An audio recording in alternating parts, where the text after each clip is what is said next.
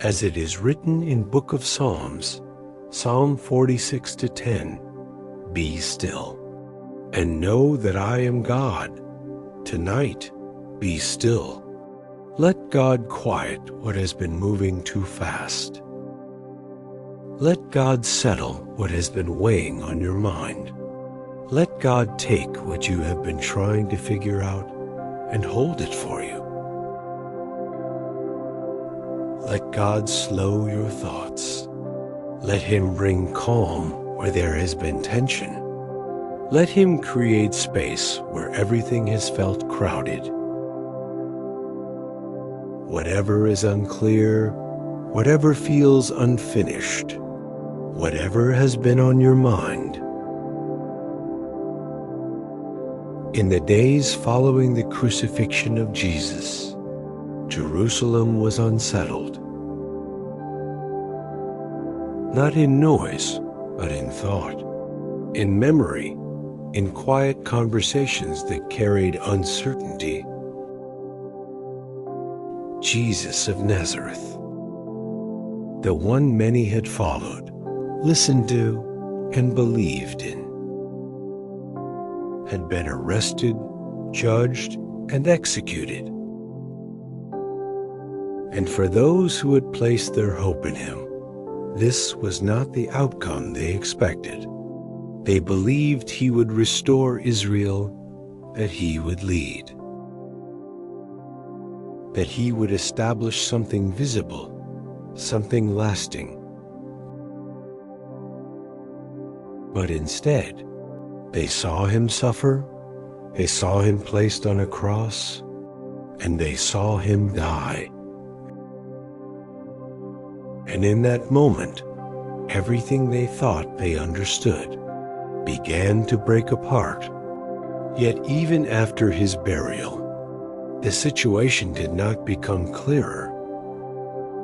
It became more complex, more difficult to explain, because reports began to spread, quiet at first, then repeated, that the tomb where His body had been placed was no longer sealed. Some said it had been opened. Others said it was empty. And there were those who claimed something even more difficult to process, that they had seen a vision, that angels had spoken, that Jesus was alive. But these were only words being passed from one person to another. There was no full agreement, no shared understanding, and for many, this did not bring peace. It brought more questions. Among those affected were 2 followers, not part of the 12, but close enough to have seen, to have heard, to have believed. One of them named Cleopas, the other not identified. Both had invested something real in what they thought was happening, and now both were left trying to understand what had actually taken place. They had witnessed the rise of hope. And now they were standing in the middle of uncertainty, not fully rejecting what they believed, but no longer able to explain it. On that same day, they made a decision. They would leave Jerusalem, not with a clear plan, not with a final conclusion, but simply moving away from the place where everything had happened. The city that had been the center of expectation, and then the center of loss. They began walking toward a village called Emmaus, a distance of several miles, not a long journey, but enough to create space, enough to think, enough to speak without interruption. As they walked, they talked, going over everything again. The arrest, the trial, the crucifixion, and the reports that followed. They repeated what they had heard. trying to connect it, trying to make sense of it.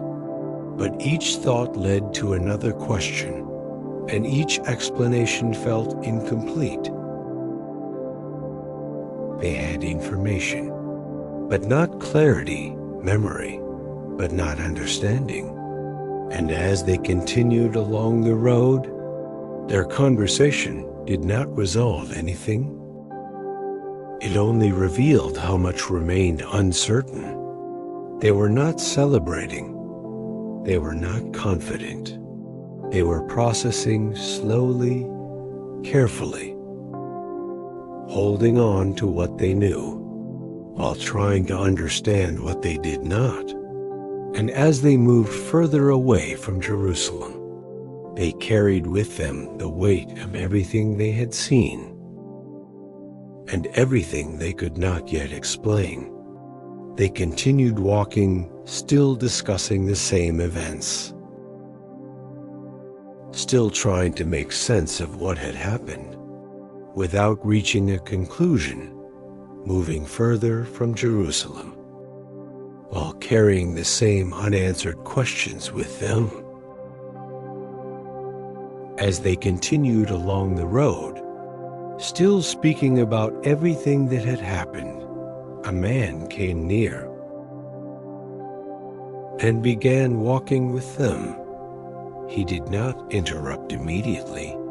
He walked beside them, listening, allowing them to continue their conversation.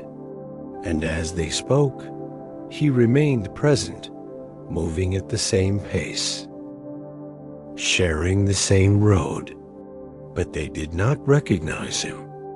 There was nothing in their reaction that suggested familiarity, no indication that they understood who was now walking beside them. And so they continued speaking openly, without hesitation, without awareness that the one they were discussing was now with them. After listening for a time, the man spoke, asking a direct question. "What are you discussing as you walk?" At that moment, they stopped. Their movement paused, and their expressions changed. The conversation they had been having now had to be explained to someone else. And their response carried weight. One of them, Cleopas, answered, "Are you the only visitor to Jerusalem? Who does not know the things that have happened there in these days?" The question was not casual. It reflected how significant the events had been in their minds. What had taken place was known, discussed, and impossible to ignore. The man responded, "What things?" And so they began to explain. They spoke about Jesus of Nazareth, describing him as a prophet, powerful in word and action, recognized before God and the people. They explained how the chief priests and rulers had delivered him to be condemned and how he had been crucified. They also revealed their expectation. "We had hoped that he was the one who would redeem Israel." That statement carried their disappointment. It showed that their hope had been placed in a specific outcome. And that outcome, in their understanding, had not happened. They continued. They mentioned that it had been 3 days since these events, and that earlier that day, some women among them had gone to the tomb and had not found his body. They said the women reported seeing a vision of angels who said that he was alive. They also explained that some others had gone to the tomb and found it just as the women had said.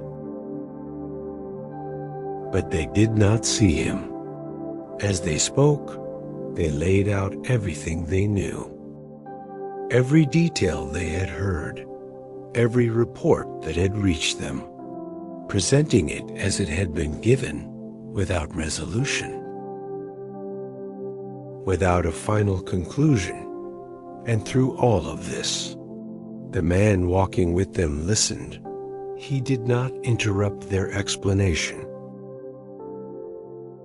He allowed them to complete it, to express their understanding fully, before responding. They had now said everything. Their expectations, their observations, their confusion, all of it was now spoken openly. On the road to someone they did not recognize, and they continued walking with him beside them, still unaware of who he was. After they had finished speaking, after every detail they understood had been explained, the man walking with them began to respond, not by asking more questions, but by addressing the way they had interpreted what had happened. He said to them, "How slow you are to understand, and to believe all that the prophets have spoken." His words were direct, not to dismiss them, but to correct the way they had connected the events. They had information, but their understanding of that information was incomplete. He continued, "Was it not necessary that the Messiah should suffer these things and then enter into his glory?" This question shifted the focus. Because their expectation had been different, they had expected restoration without suffering, leadership without rejection, victory without loss. And because of that, when suffering came, they interpreted it as failure. Instead of fulfillment, what they saw as the end was not the end, but part of a sequence they had not fully understood. And as they continued walking, he began to explain.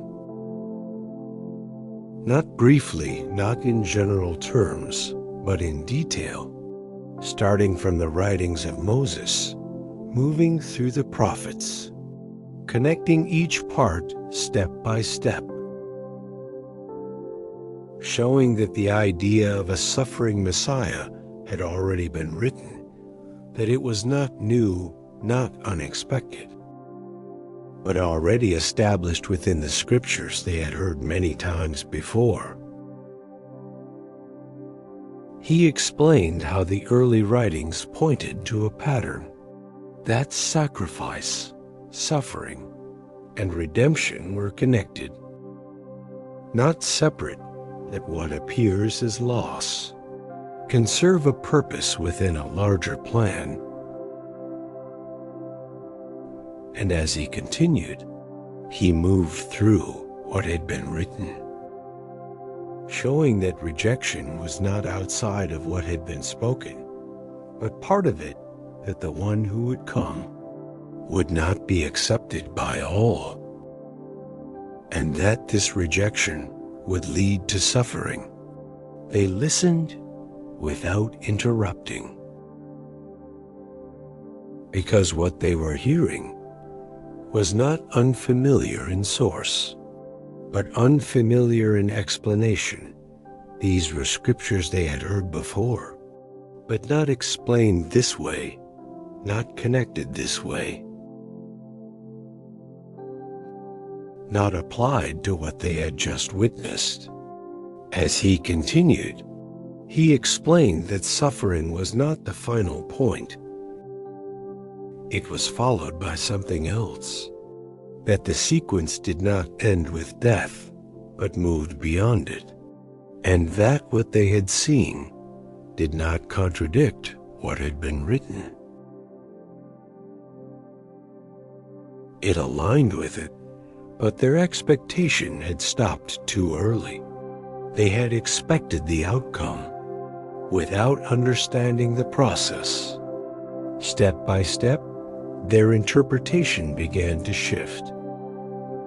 Not all at once, but gradually, what they had concluded as failure was now being explained as necessary.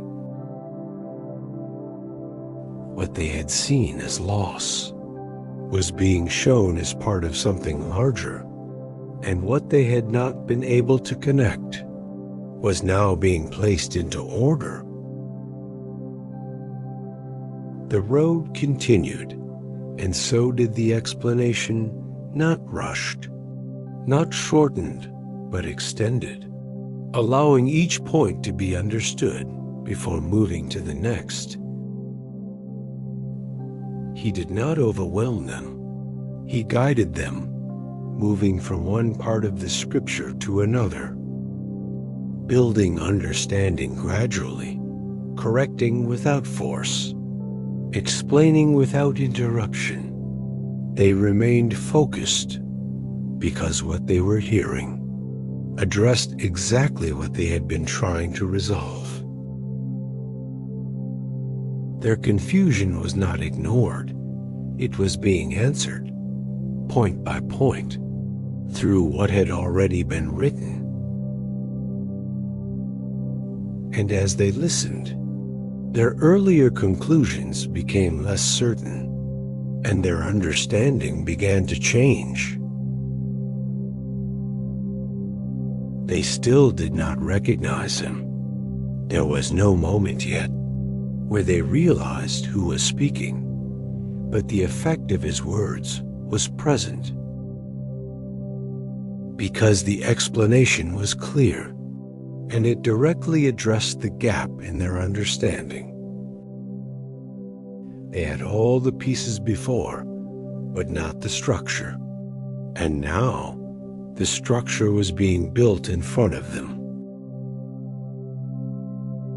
As they continued walking, the distance to the village became shorter, but the explanation continued, staying consistent, focused, and connected. Nothing was rushed, nothing was skipped, each part building on the previous, until what had seemed disconnected began to form a complete picture. They had spoken first. They had explained what they believed. Now they were listening, and what they were hearing was changing how they understood everything they had said. And as they approached the place they were heading toward, the conversation had shifted completely, from uncertainty to explanation, from confusion to clarity that was still forming, not fully complete. But no longer the same as before, they continued walking with him beside them, listening, processing, still unaware of who he was. After he disappeared from their sight, they remained where they were, no longer speaking about uncertainty, but recognizing what had just taken place. The one who had walked with them, the one who had explained the scriptures, was Jesus. And what they had not understood on the road was now clear, not because new events had happened, but because their understanding had changed. They spoke to each other, not to question, but to confirm. Did not our hearts respond while he talked with us on the road, while he explained the scriptures? What they had felt during the journey now had an explanation. What had been building while they listened was now clear to them. There was no delay. They stood up and left immediately. The distance they had just walked away from Jerusalem. They now returned without hesitation, without waiting, without reconsidering the same road, the same distance, but not the same understanding. When they had left, they carried confusion. Now they carried clarity when they had left. They were trying to make sense of events. Now they understood what those events meant. And because of that, they moved with purpose, returning to Jerusalem, to the place they had walked away from, because what they now knew could not remain with them alone. When they arrived, they found the 11 and others gathered together. And before they could fully begin explaining, they heard what was already being said. The Lord has risen indeed, and has appeared to Simon. What they had experienced on the road was not separate. It was part of something already being confirmed, and so they shared what had happened to them. They described the road, the conversation, the explanation, and the moment at the table, how he was made known to them. In the breaking of the bread, they did not return with uncertainty. They did not return with questions. They returned with a clear account of what had taken place. The same two men who had left Jerusalem without understanding had now returned with it. The events had not changed, but their understanding of those events. As they finished speaking, the room was no longer filled with uncertainty, but with confirmation. What had been reported earlier was now supported by what they had experienced. Different moments, different locations, but the same conclusion. Jesus was alive, and what had seemed unclear before was now being understood across those who had followed him. The conversation that had once been filled with questions was now shifting into agreement, not because everything had been explained in detail, but because the same truth was being confirmed through different witnesses. What had happened on the road, what had been seen at the tomb, and what had been reported by others were no longer separate pieces. They were forming a single understanding. Those who were gathered did not return to the confusion they had before. They did not go back to the same uncertainty, because what had been unclear was now supported by what had been experienced, and as each account was shared, the focus was no longer on what had gone wrong, but on what had actually taken place. The events themselves had not changed. The crucifixion had still happened. The suffering had still taken place. But the meaning of those events was no longer the same. What had once been seen as an ending was now understood as part of something that continued beyond it. And for those who had walked away earlier, those who had left without understanding, their return marked a shift, not just in direction, but in clarity. They had left trying to make sense of what had happened, and they returned with a clear account, not adding new events, but understanding the ones they had already seen. What remained now was not confusion, but recognition, not assumption, but confirmation. And as they remained together, what had been uncertain before no longer carried the same weight, because it had been addressed through what they had seen, heard, and experienced. You can have the facts and still misunderstand what God is doing. You can see what happened, hear the reports, repeat the details clearly, and still not understand the meaning, because knowing what took place is not the same as understanding the purpose God is carrying through those events. And until that purpose becomes clear, the situation will not make sense. You can look at a situation and describe it accurately, explain who did what, when it happened, how it happened, and why it affected you. And everything can be correct, but still, the conclusion can be wrong, not because the facts are wrong, but because the interpretation is limited to what was expected God to do. There was an expectation of one outcome, and something else was allowed, and because of that, what happened is measured against what was expected.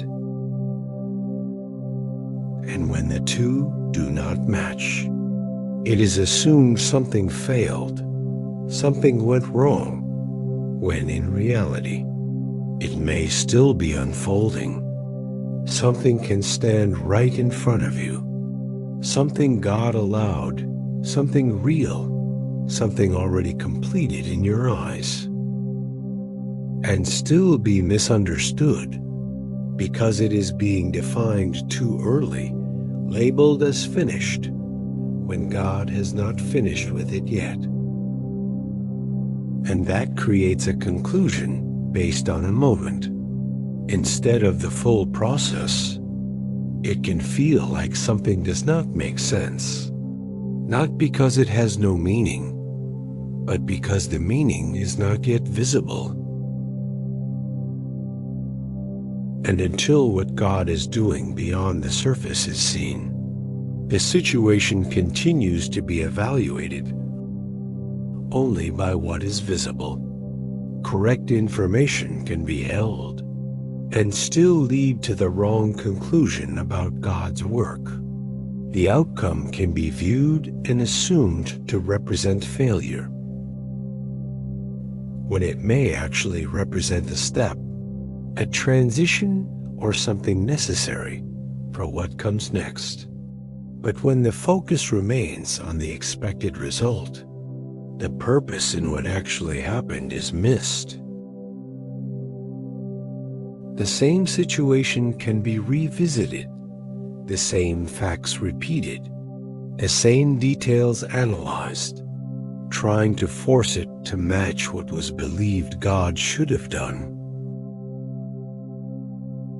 And each time, the same point is reached, not because the situation is unclear, but because the understanding of God's process has not changed. And until that understanding changes, the meaning will not change. More information is not always needed, clarity is, because the facts are already there, the events already happened. But what is missing is the understanding of how God is working through those events, and without that, everything can be seen clearly. But still understood incorrectly, it is possible to be certain about what happened, and still uncertain about what God is doing. And that is where the shift takes place, not in the facts, but in the understanding, because the facts show the event, but only God reveals the purpose behind it. And until that purpose is understood, the situation remains unresolved, even if it is already part of something greater. Expectations can shape how everything is interpreted, not only what is hoped for, but how what actually happens is understood. And when those expectations are strong, clearly formed, and deeply believed, they begin to act as a filter, affecting how events are seen, how they are processed, and what conclusions are drawn. There can be a clear idea of how God should move, how things should unfold, how outcomes should appear, and that expectation becomes the standard not just for hope, but for interpretation. So when events take place, they are not only observed, they are measured, compared, and evaluated against what was expected. When what happens aligns with that expectation, it is easily accepted, quickly understood, and often confirmed without resistance.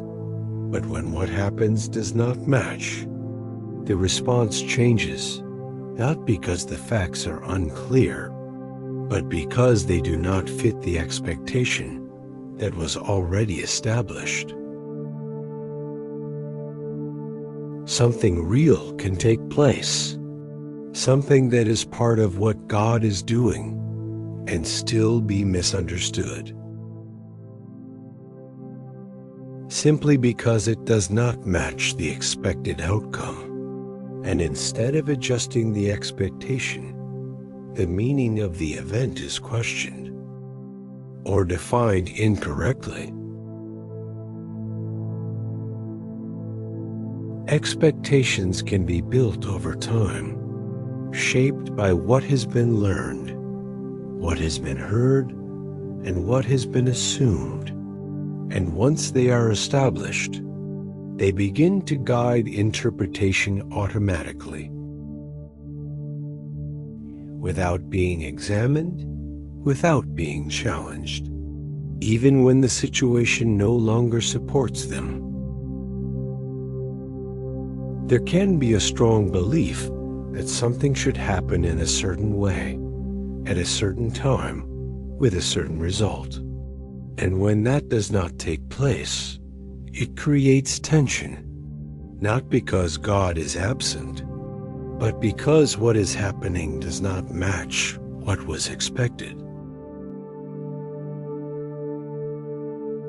In that moment, the situation is not always reevaluated. Instead, the expectation remains fixed, and the event is forced to fit into it, even when it does not belong there. And this leads to misunderstanding, not because the situation lacks meaning, but because the expectation is no longer accurate. What God is doing can follow a process, a sequence, a timing that is not visible at first. And when expectation focuses only on the outcome without considering the process, anything that does not look like the final result is often misunderstood. Something that is part of development can be seen as delay. Something that is part of preparation can be seen as absence. Something that is part of progression can be seen as failure, not because it is, but because it does not match the expected form. And as long as the expectation remains unchanged, every event that does not align with it will continue to be misinterpreted, even if it is part of what God is actually doing. Adjustment is required, not in what happened, but in how it is understood, Because when expectation is corrected, interpretation begins to change. And when interpretation changes, the meaning of the same events becomes clear. The facts remain the same, the events do not change, but the understanding of them shifts. Because they are no longer being filtered through what was expected, but through what is actually taking place. And once that shift happens, what was confusing before no longer carries the same weight. Not because the situation has changed, but because the expectation has, and with it, the understanding of what God is doing becomes clearer. God can be present and still not be recognized. Not because he is distant, not because he is hidden, but because recognition is not always immediate, and presence is not always identified in the moment it occurs. There can be movement, direction, even progress, and still no awareness that God is involved. Not because he is absent, but because attention is focused elsewhere, on the situation, on the facts, on the outcome, instead of on his presence within it. Something can be unfolding step by step and still be interpreted as if God is not there.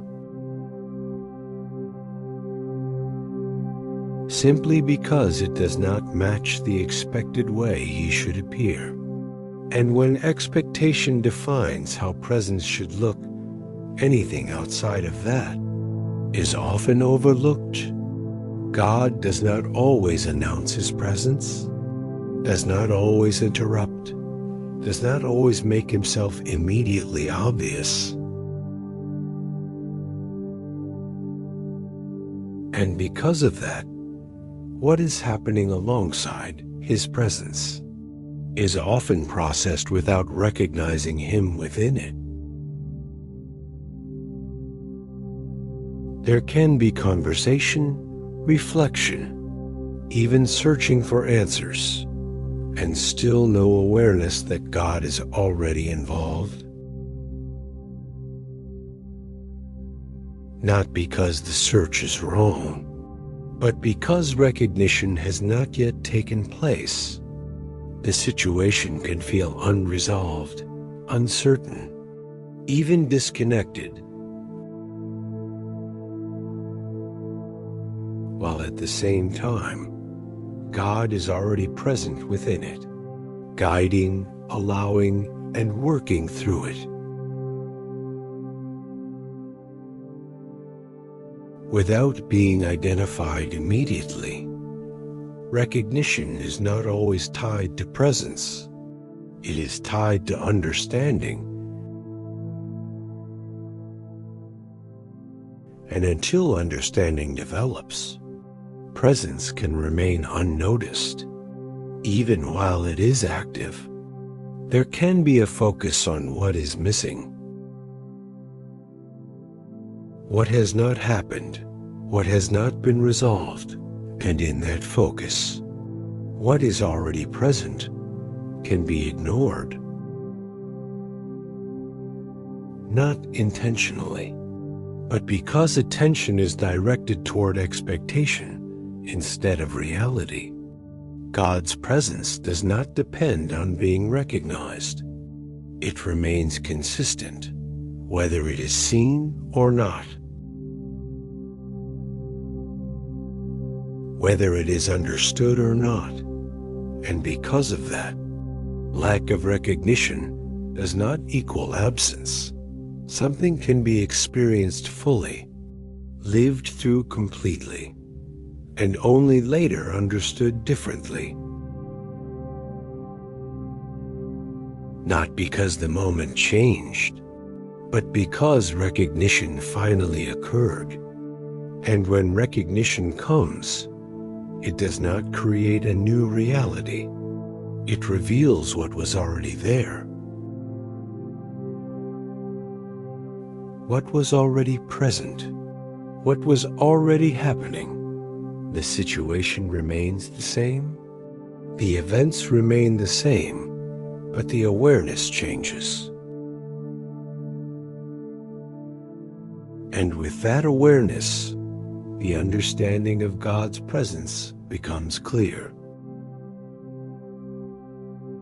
Not as something that arrived later, but as something that was there the entire time.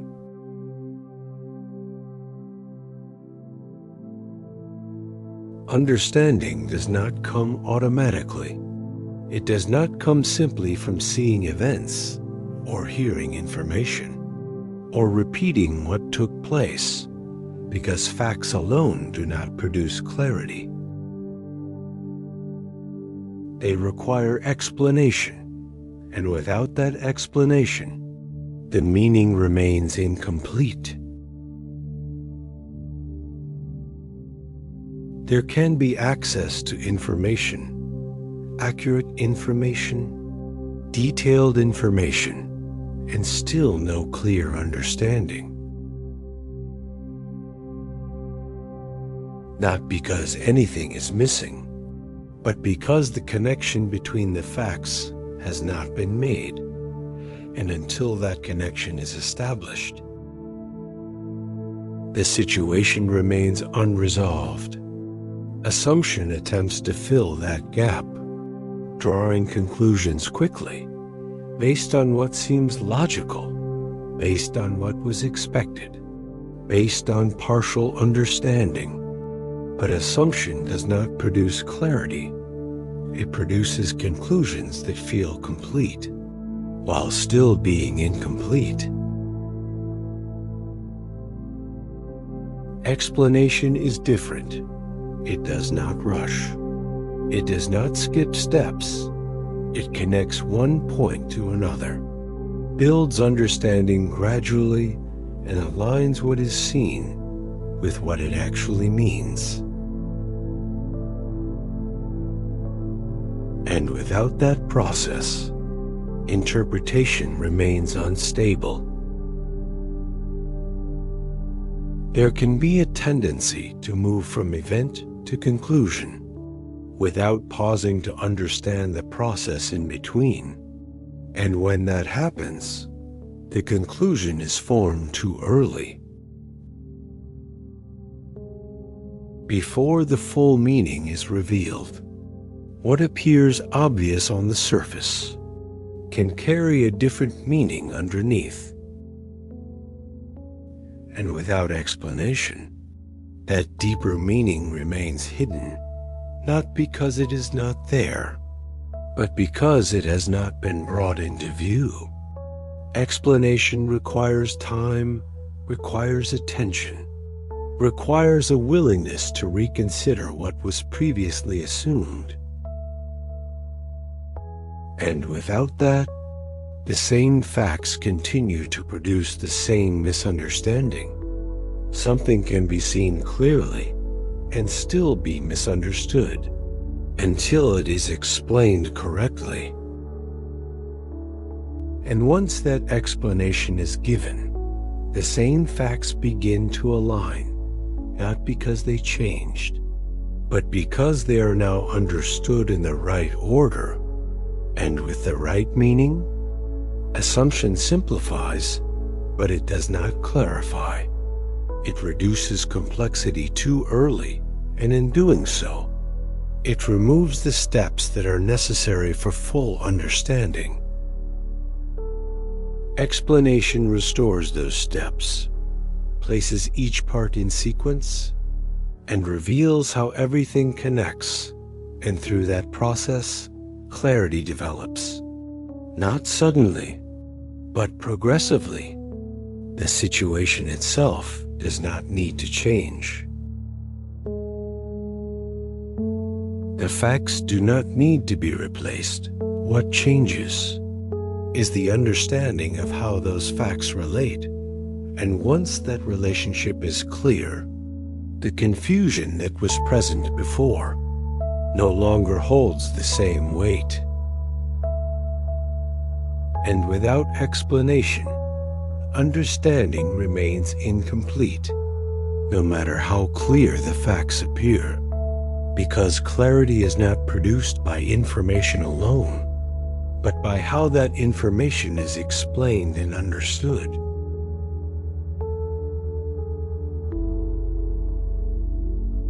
Recognition does not always come first. It does not always happen at the beginning of a situation or at the moment something takes place, because recognition is not based only on what is seen. It is based on what is understood. And without understanding, presence can remain unrecognized. Even when it is clear, there can be exposure to the same situation, the same events, the same information, and still no recognition. Not because it is hidden, but because the meaning has not yet been connected. And until that connection is made, recognition remains delayed.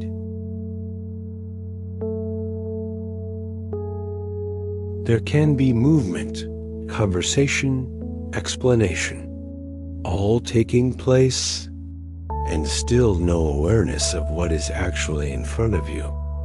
Not because it is not there, but because the understanding required to recognize it has not yet developed. Recognition follows alignment when what is seen and what is understood begin to match. And without that alignment, the situation can be experienced fully, while still being misidentified. There can be an expectation that recognition should be immediate, that understanding should come quickly. That clarity should appear without process, but that is not always how it happens. Because recognition often comes at a specific point, after the necessary understanding has been established. Something can be present from the beginning, active from the start, and still only be recognized later, not because it changed, but because the ability to understand it changed. And once that understanding is in place, recognition becomes possible. Before that moment, everything can feel unclear, disconnected, even confusing. Not because there is no meaning, but because the meaning has not yet reached the level where it can be identified clearly. Recognition is not forced. It is not created by repetition. It is not produced by assumption. It is the result of understanding reaching a point of clarity,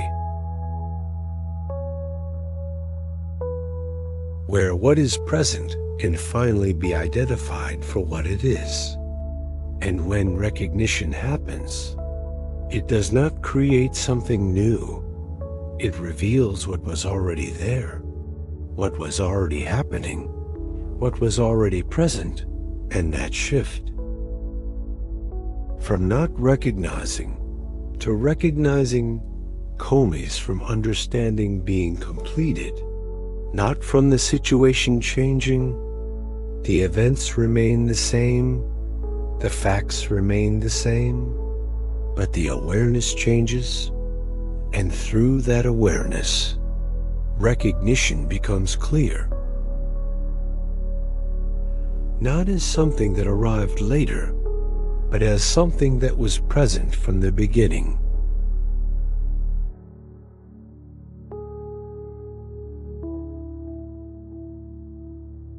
Understanding does not remain internal, It does not stay limited to thought, because once clarity is established, it begins to affect direction.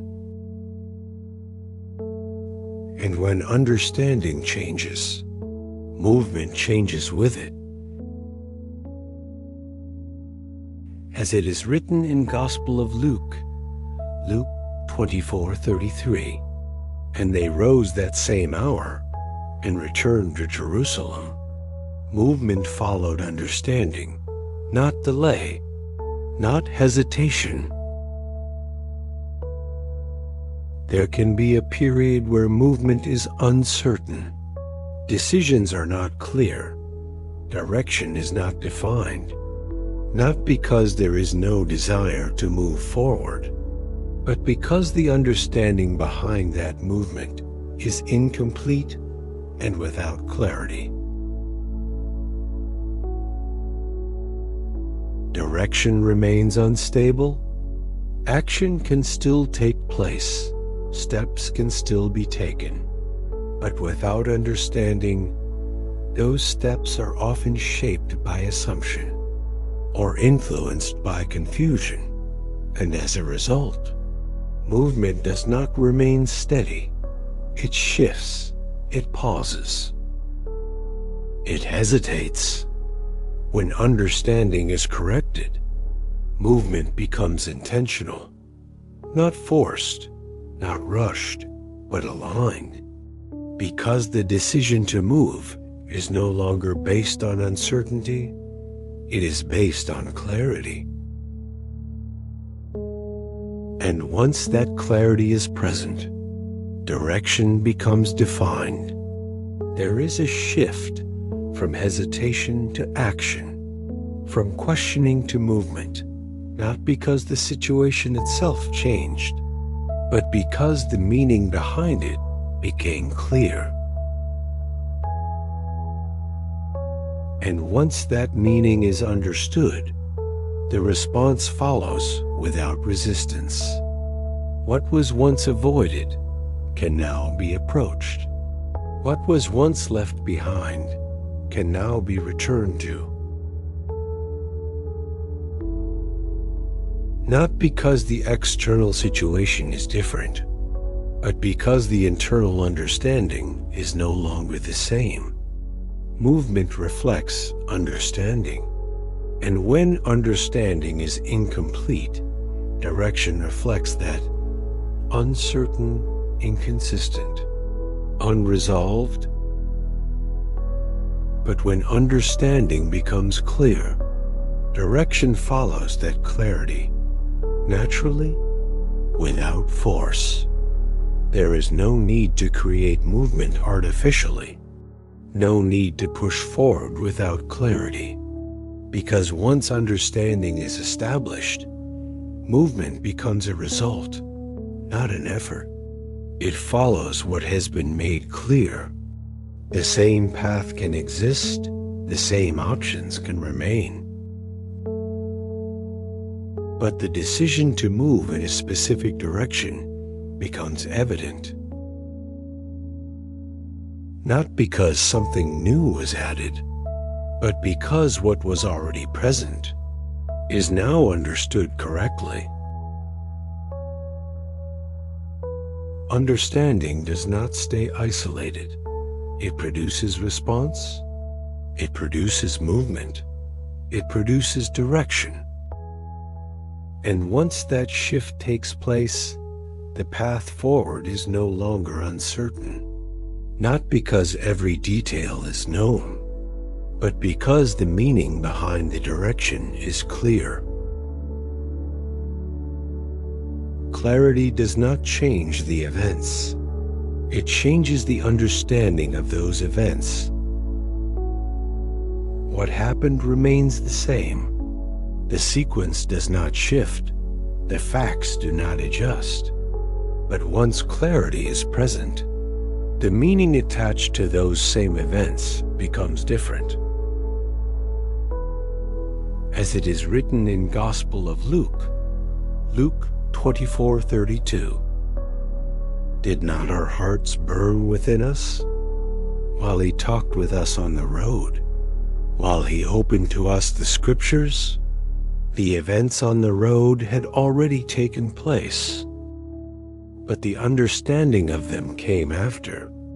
There can be a moment where everything seems unclear, uncertain, difficult to explain, and that same moment,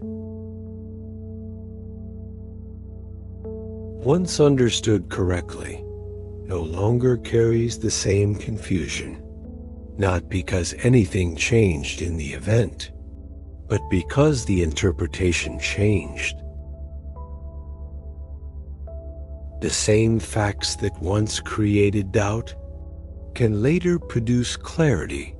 The same situation that once felt unresolved can later be understood with precision, not because something new was added, but because what was already present is now seen correctly. Without clarity, events are interpreted through assumption, expectation, and limited perspective. And under that condition, the meaning attached to those events remains unstable, shifting depending on how they are viewed. Once clarity is established, interpretation becomes consistent, not forced, not adjusted repeatedly, but stable, because it is no longer based on assumption. It is based on understanding. There can be a tendency to believe that clarity requires new information. But often, clarity comes from understanding the same information differently, seeing the same facts in the right order, with the right meaning. What once appeared disconnected begins to align. What once seemed incomplete begins to form a complete picture.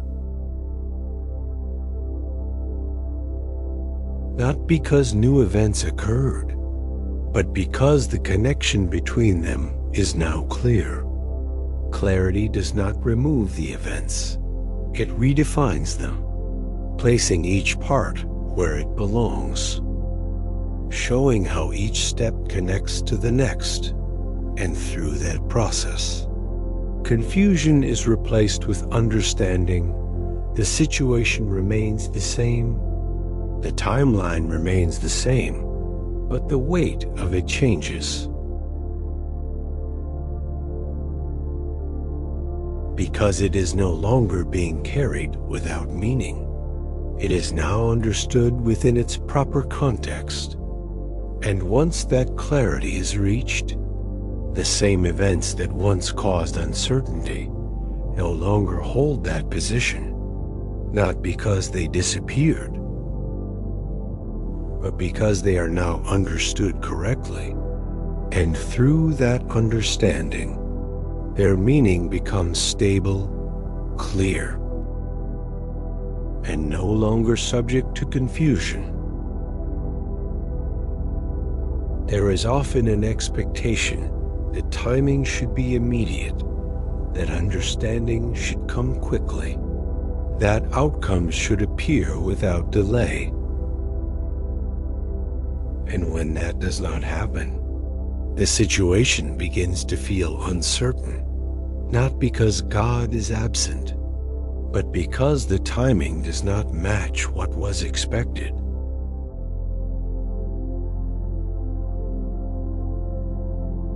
Something can be in progress, already moving, already developing, and still appear delayed, simply because the full process is not visible, and when only the outcome is expected, anything before that outcome feels like waiting, even if it is part of what God is actively doing. There can be a fixed idea of when something should happen, how long it should take, how quickly it should be resolved. And when that timeline is not met, it creates tension. Not because nothing is happening, but because what is happening is not being recognized within its proper timing. As it is written in Gospel of Luke, Luke 24:21, "But we had hoped that he was the one to redeem Israel." The expectation was immediate. The outcome was assumed to come without delay. But the process did not align with that expectation. And because of that, what was happening was misunderstood.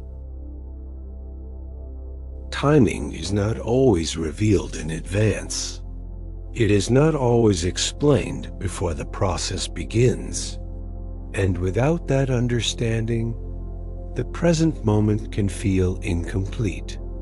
Even when it is necessary, what appears slow may be precise. What appears delayed may be ordered, and what feels unfinished may still be in progress. But without recognizing how timing works, each stage is judged too early. There can be movement without recognition, progress without awareness, development without immediate clarity, and because of that, the situation is often evaluated as if nothing is happening, when in reality, something is unfolding step by step. Expectation focuses on outcome, timing focuses on process. And when the two are not aligned, the process is misunderstood, not because it lacks purpose, but because it has not yet reached the point where that purpose is visible.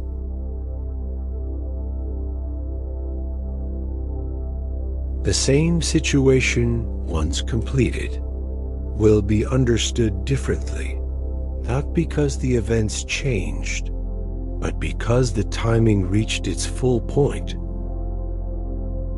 And once that happens, what once felt delayed no longer carries that meaning. And until that point is reached, the present moment remains difficult to define, not because it is without direction, but because it has not yet reached completion. And without completion, expectation continues to conflict with timing until understanding replaces it.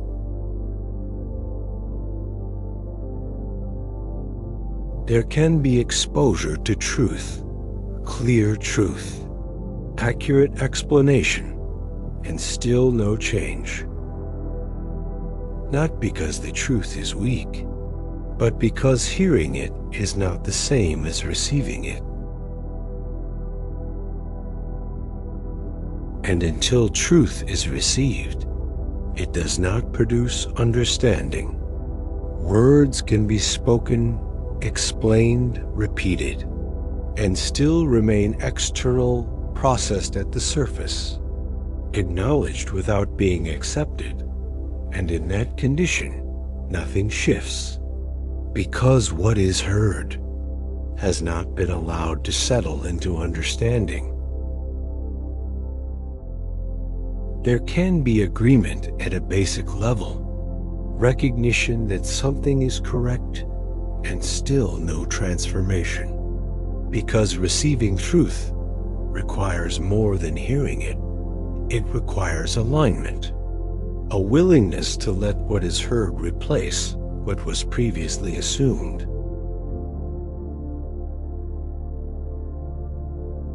Like the Bible says in Gospel of Luke, Luke 24:25, "O foolish ones, and slow of heart to believe all that the prophets have spoken."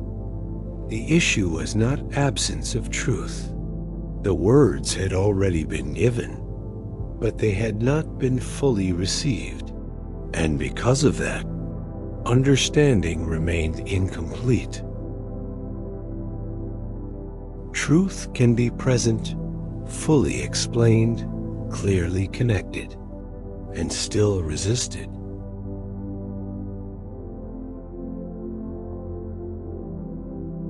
Not always intentionally, but because it conflicts with expectation, and when truth challenges what was already believed, it requires adjustment.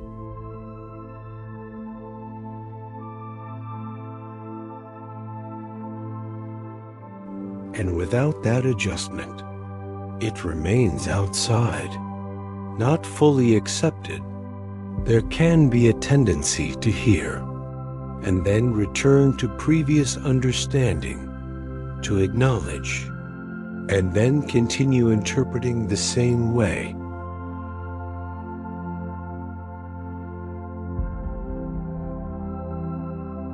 And in that pattern, truth is heard repeatedly, but never received completely. Receiving truth requires a shift, not in the facts, but in the position taken toward them.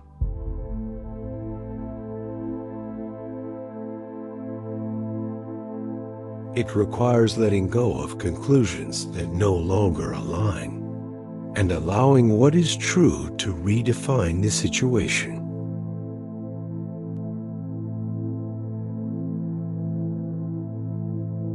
Once truth is received, understanding follows, not partially, not temporarily, but consistently, because it is no longer being filtered through previous assumptions.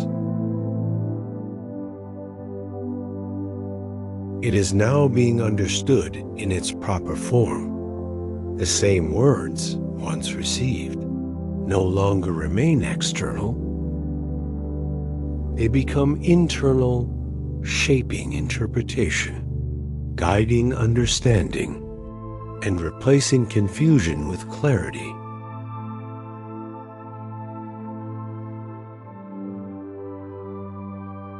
And until that shift takes place, truth remains present, but ineffective, not because it lacks power, but because it has not been received.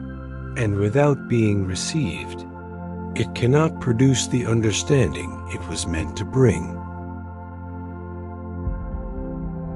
Clarity does not remain neutral. It does not stay without effect.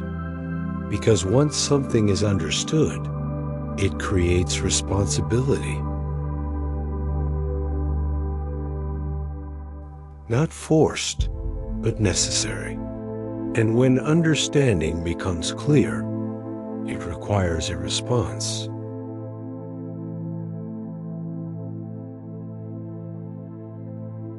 As it is written in Epistle of James 1:22, "But be doers of the word, and not hearers only, deceiving yourselves. What is understood cannot remain inactive. It must move into action. There can be a moment where confusion is present, where nothing is clear, and in that state, there is no defined responsibility.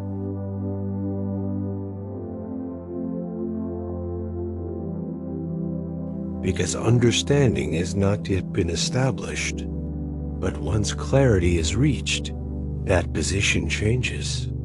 Because what is now understood cannot remain without response. Something can be known clearly, recognized accurately, and still be held back, not because it lacks importance, but because responding to it requires movement. And movement requires stepping beyond where things currently stand. Clarity removes uncertainty, but it also removes the ability to remain passive, because once the meaning is understood, the next step becomes evident, not always in detail, but in direction, and with that direction comes responsibility. There can be a tendency to delay response, to remain in place, even after understanding is clear. But clarity itself does not support delay. It creates alignment.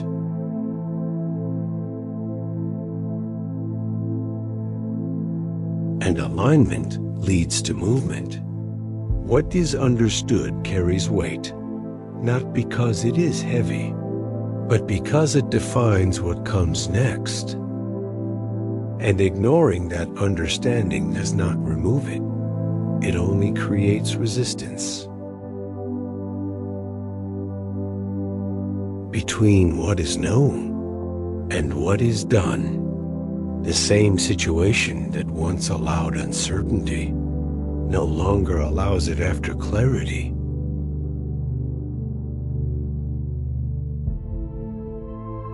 Because the meaning has already been established, and once established, it calls for response, not necessarily immediate action in every detail, but a shift in direction.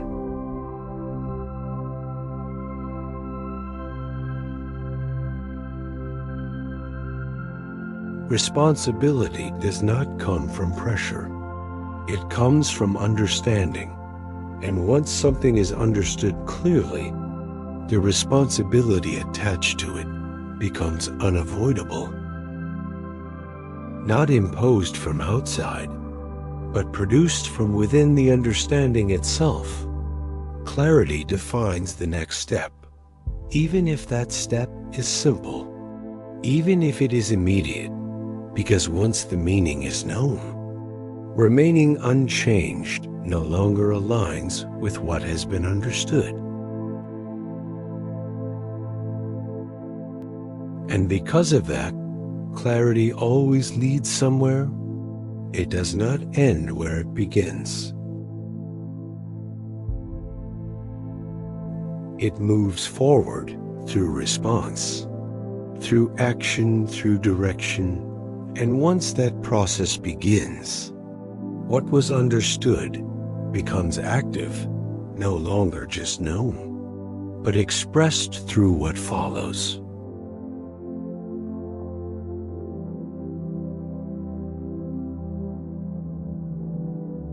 Lack of understanding does not create distance.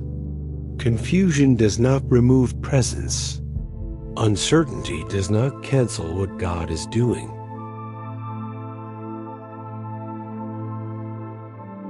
And just because something is not clear does not mean God has stepped away, because His presence is not dependent on awareness. It is not dependent on recognition. It does not increase when things make sense.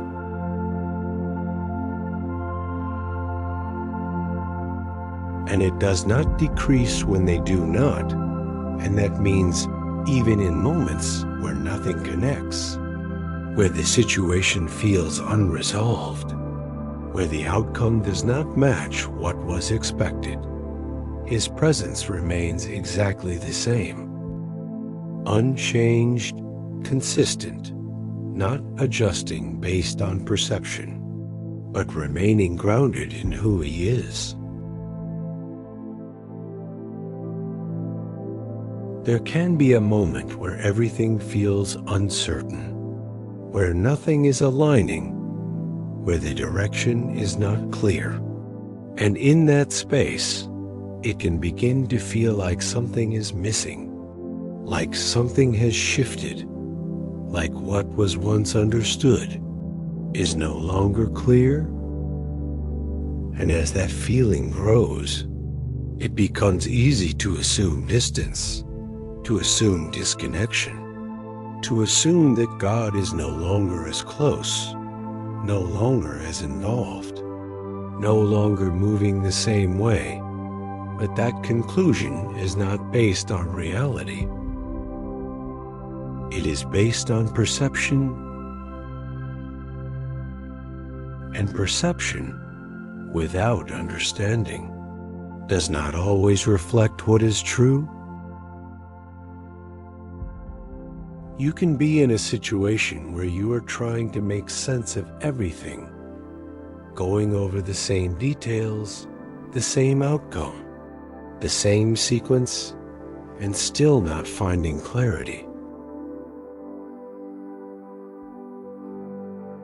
And as that continues, the feeling of distance can increase, not because God has moved, but because recognition has not yet taken place, because there is a difference between absence and not recognizing presence. And when that difference is not understood, the situation begins to feel heavier, more uncertain, more disconnected, even though nothing has changed in His presence.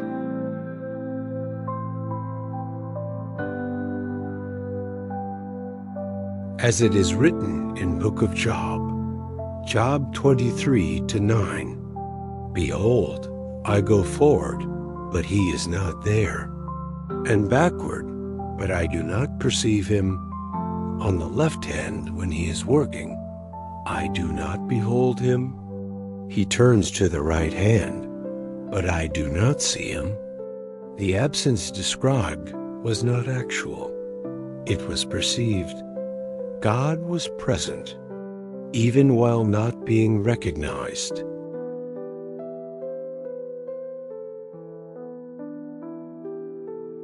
Even while not being understood, even while not being seen clearly, and that same pattern remains.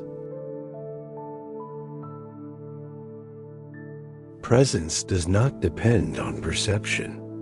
You can move forward, try to identify where God is. Look for signs, look for clarity, look for something that confirms His presence, and still not see it clearly, still not recognize it immediately. And that does not mean He is not there. It means the understanding has not caught up yet. It means the awareness has not developed yet. It means the situation is still being processed. Without full clarity, and in that space, it can feel like something is missing, when in reality, nothing has been removed.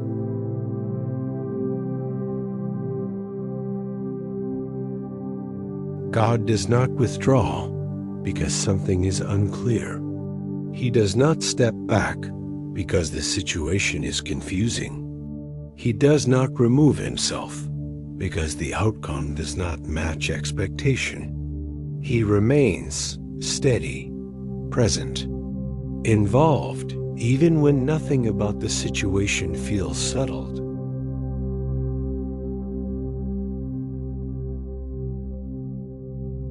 Even when nothing about it makes sense yet, even when there is no immediate explanation, His presence does not shift. Even if perception does, there can be a desire for something obvious, something that confirms everything quickly, something that removes the uncertainty, something that makes it clear immediately.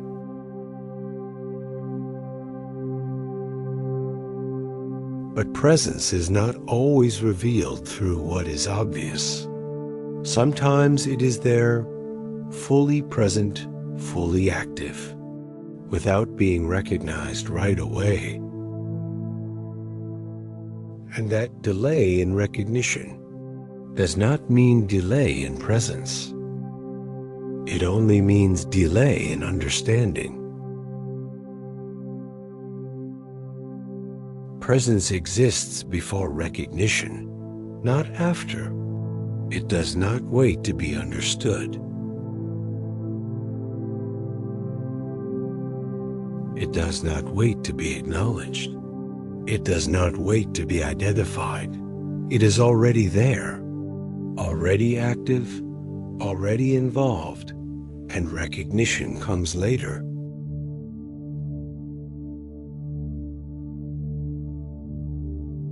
When understanding develops, when clarity begins to form, when the situation is no longer being interpreted only from the surface.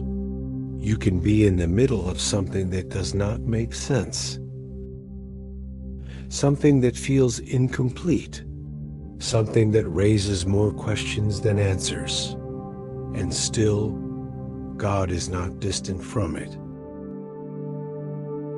He is within it, moving through it, working in ways that are not yet visible. And even though the process is not clear, even though the meaning is not yet understood, His presence remains unchanged. Lack of understanding does not move Him away. It only delays recognition. It only delays clarity. It only delays the moment where what is already present becomes visible in understanding.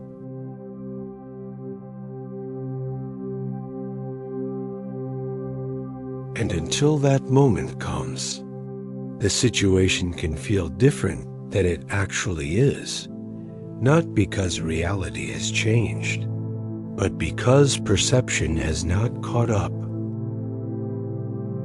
And because of that, even in confusion, even in uncertainty, even when nothing connects, even when everything feels unresolved, there is no distance, there is no separation, there is no absence, there is only a moment where understanding has not yet reached what is already true, and what is already present remains steady, unchanged.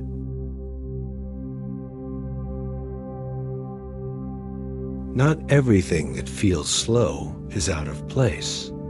Not everything that takes time is off track, because what appears delayed can be positioned exactly where it needs to be. And what feels like waiting can be part of alignment, preparing what comes next. There are moments where nothing seems to move, where progress is not visible, where the situation stays the same longer than expected.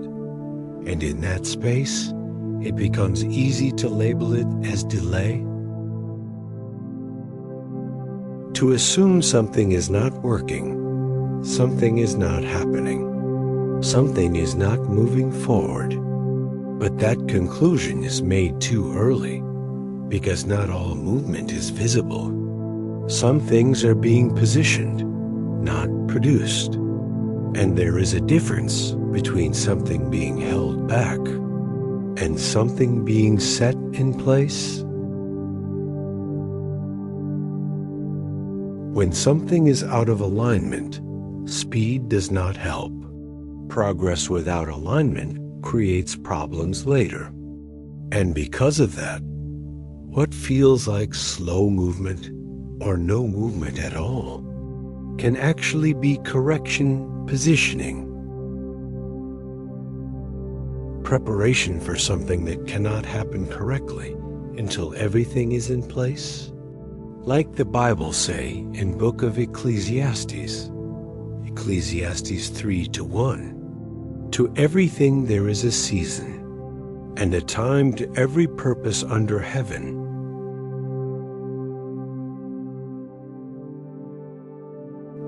Meaning, not everything happens when expected, but everything happens when it is aligned. Timing is not random. It is ordered, even when it does not feel that way. Expectation focuses on outcome, but what is happening is often alignment. And those two do not always happen at the same time. Alignment comes before release. Position comes before movement. Preparation comes before manifestation.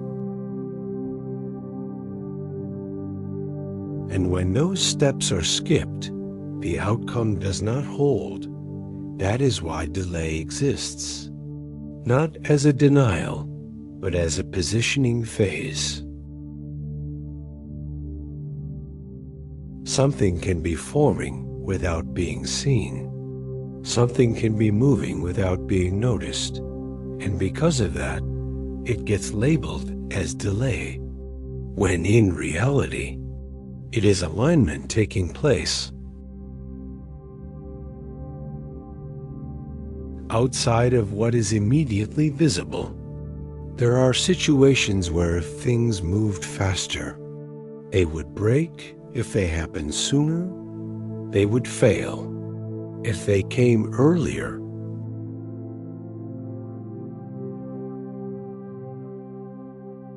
they would not be sustained, so the timing holds, not to stop you, but to prepare what comes next. Look at what happened with Book of Genesis. Joseph, he was given a clear vision, something that showed direction, but the process did not match the vision immediately.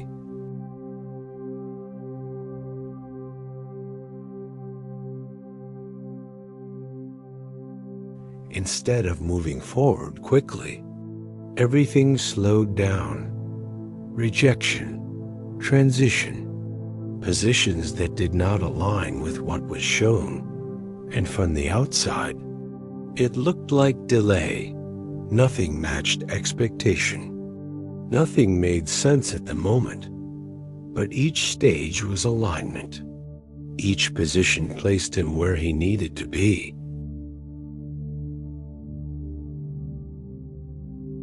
So that when the moment came, it would hold. If that process had been rushed, the outcome would not have lasted. So what looked like delay was actually alignment. The same applies now. Not everything that is slow is wrong. Not everything that is taking time is off track.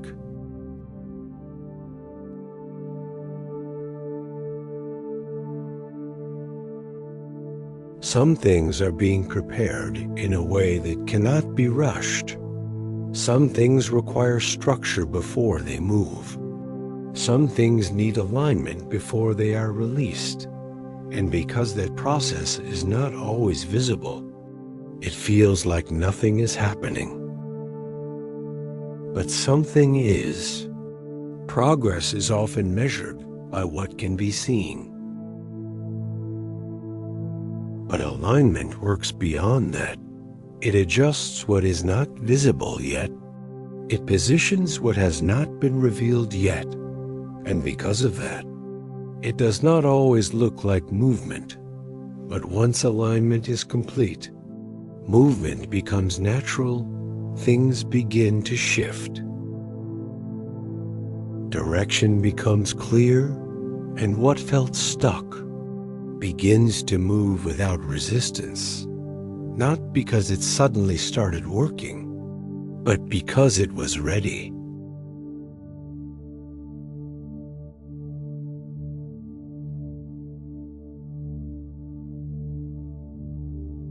There is a difference between forcing movement and moving at the right time. Forced movement creates instability. Aligned movement creates consistency, and what feels like delay is often preventing premature movement.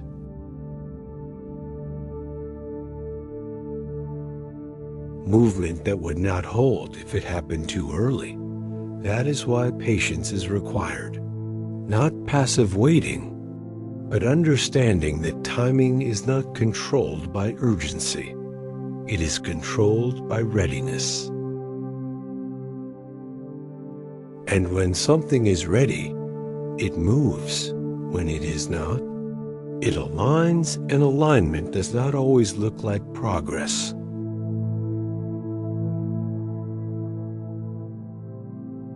But it is. And once it is complete, what follows does not feel forced. It flows because everything is in place. So what looks like delay is not always delay. Sometimes it is the reason what comes next will actually work.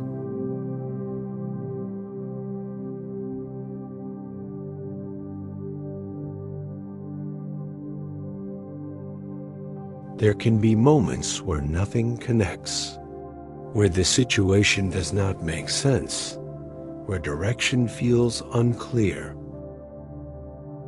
And in those moments, confusion begins to take over, not because everything is wrong, but because everything is not yet visible. And when something is not fully seen, it becomes difficult to define.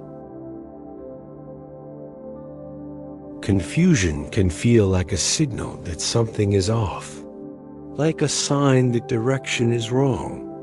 But that is not always true, because confusion does not always come from being off course.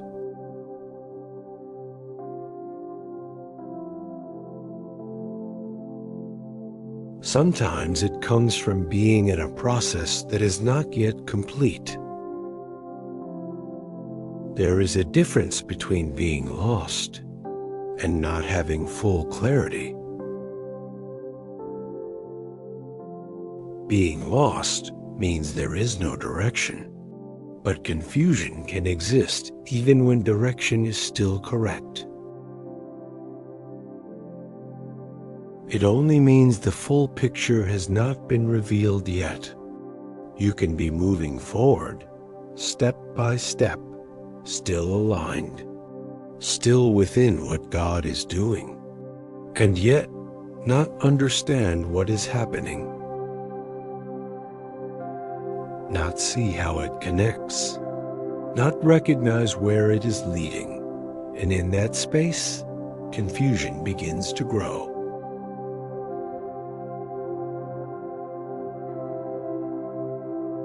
Not because the path is wrong, but because understanding has not caught up. As it is written in Book of Proverbs 3-5, trust in the Lord with all your heart, and lean not on your own understanding.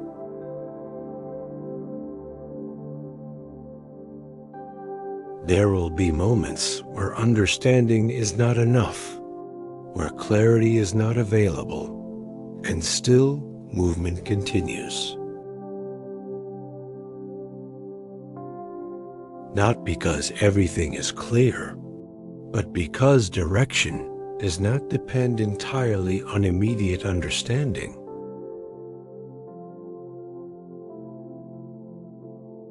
Confusion becomes a problem when it is treated as a conclusion, when it is used as proof that something is wrong. That is where direction begins to shift incorrectly. Because instead of continuing forward, the response becomes hesitation, withdrawal, or changing direction too early. But confusion is not confirmation. It is a condition, a temporary state, that exists until understanding develops.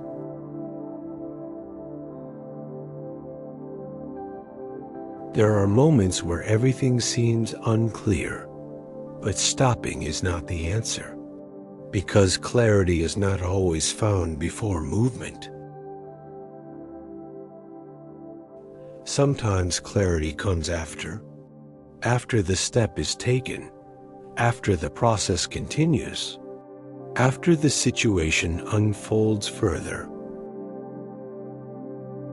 Not everything is revealed at the beginning. Some things are revealed in stages, piece by piece, and during those stages, confusion can exist without the direction being wrong. Look at what happened in Book of Exodus. When the people were being led forward, they were moving in the right direction, following what they were given, and yet they reached a point that made no sense. Surrounded with no visible way forward, and in that moment, confusion turned into fear. Not because the direction was wrong, but because the next step was not yet visible. They assumed they were trapped, but they were not off course. They were exactly where they needed to be.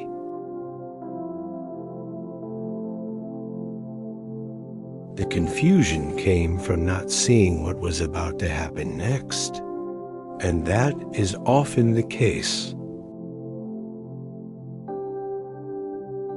Confusion does not mean you are in the wrong place. It can mean you are in a place where the next step has not been revealed yet.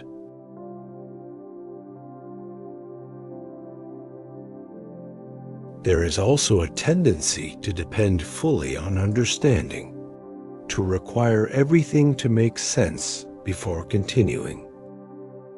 But that creates limitation, because understanding is not always available in the moment.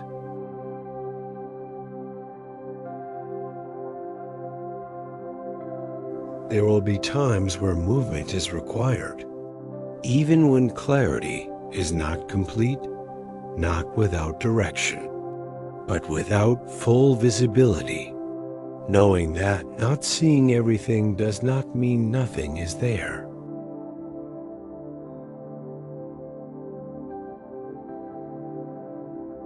Confusion becomes dangerous when it begins to control decisions, when it leads to stopping prematurely, or shifting direction unnecessarily, because at that point, the response is no longer based on truth, but on lack of clarity. And lack of clarity is not the same as wrong direction.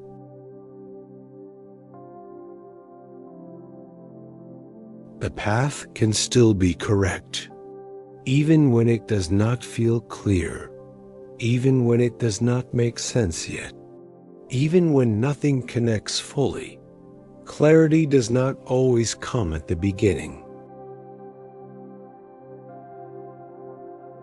It often comes later, after movement continues, after the process unfolds, after what is not visible becomes visible. And when that happens, the same situation that once caused confusion is no longer confusing, not because it changed, but because it is now understood.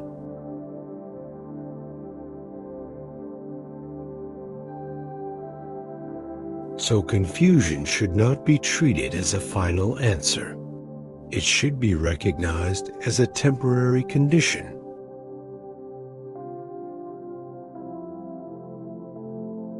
A moment where understanding has not yet reached what is already taking place. And until that understanding develops, the direction does not need to change, only the patience to continue through it.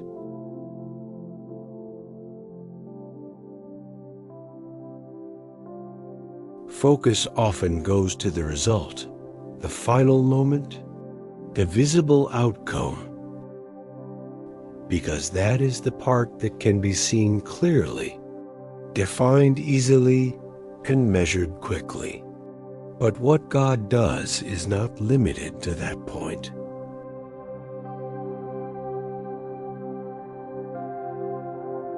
God works through stages, through development, through sequence, and when attention stays only on the outcome, the meaning of what God is doing before that moment is missed.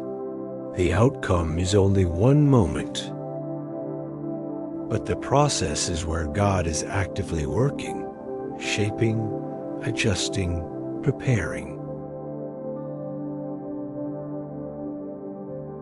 And without that process, what is reached cannot hold, because God is not only bringing results, He is building what will sustain those results.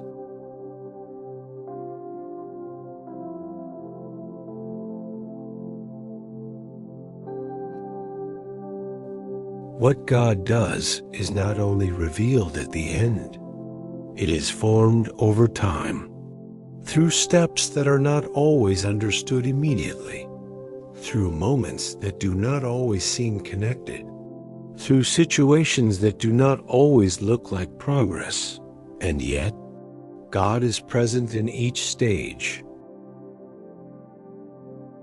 Not only in the outcome, there can be moments that feel out of place, disconnected, even unnecessary. But nothing God allows in the process is without purpose.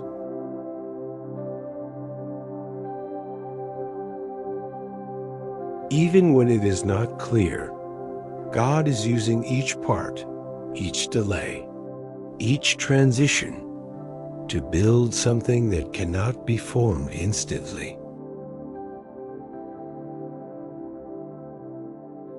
As it is written in Epistle to the Romans, Romans 8:28, all things work together for good, not just the final result, but all things meaning every stage, every step, every part of the process, is being used by God to form what will come next.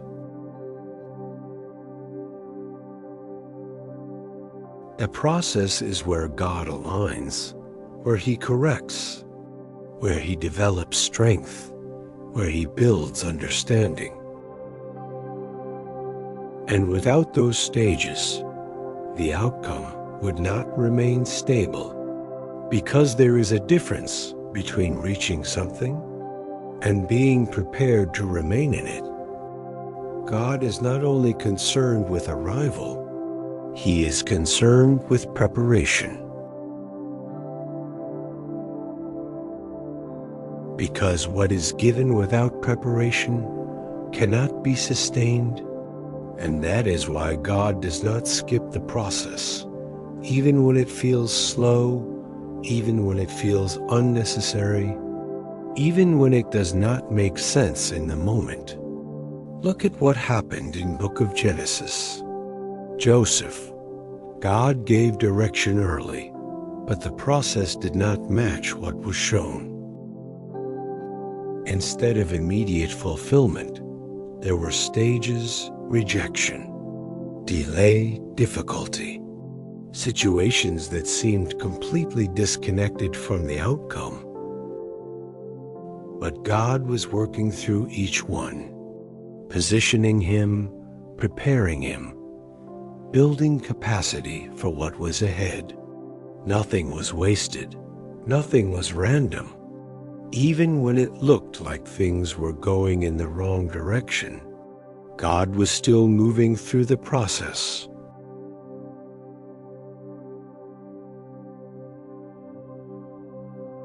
And when the outcome came, it held because it had been built, not rushed.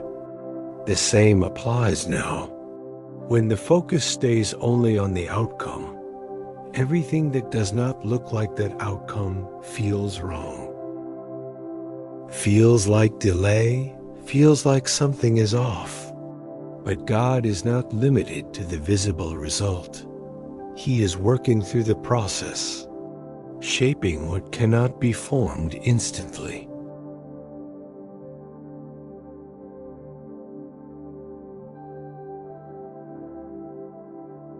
Something can look like a setback and still be part of what God is doing. Something can feel like a pause and still be part of movement. Because God's process does not always look like progress. It often looks like preparation.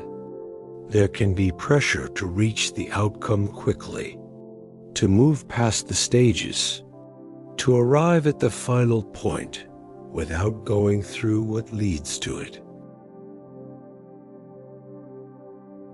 But what God builds is not meant to be rushed, because what is rushed is not prepared. And what is not prepared does not hold.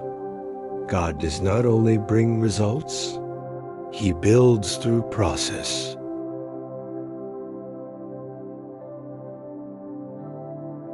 He forms through sequence. He develops through stages that prepare what comes next.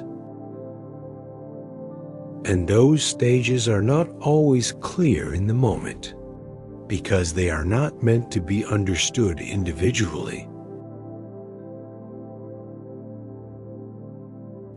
They are meant to be understood together. Once the process is complete, the process becomes clear when everything connects.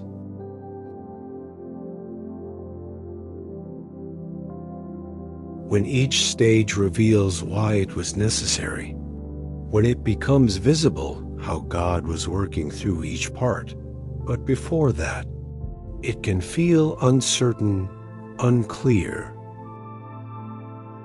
even unnecessary. And that is where misunderstanding happens.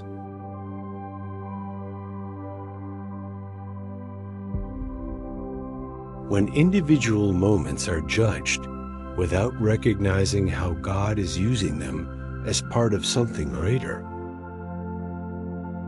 the process is not separate from what God is doing. It is how He is doing it. And when that is understood, the focus shifts from rushing to the outcome to recognizing God's work in each stage.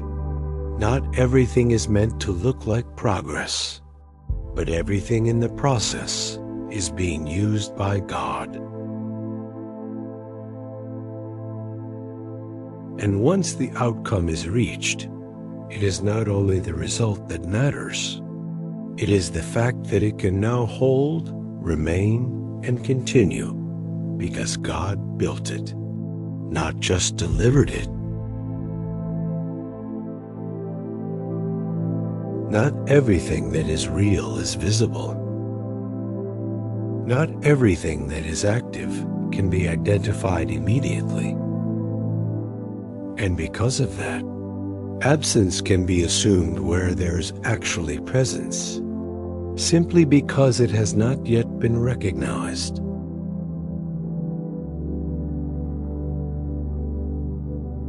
There is a tendency to rely on what can be seen, what can be confirmed, what can be identified without question. And when something is not visible, it becomes easy to define it as not being there. But what is unseen is not the same as what is absent, and what is not recognized immediately is not necessarily missing. God does not depend on visibility to be present. He does not require recognition to be active. And He does not need confirmation through what is obvious to be working within a situation.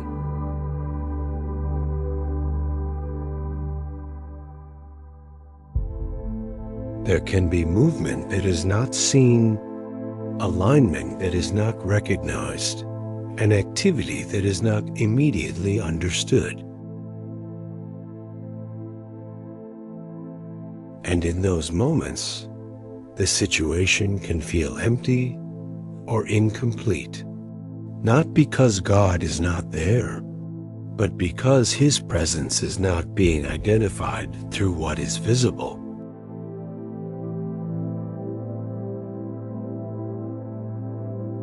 There is a difference between something not being there and something not being seen. And when that difference is not understood, the conclusion becomes inaccurate. Because absence is assumed when the reality is simply lack of visibility.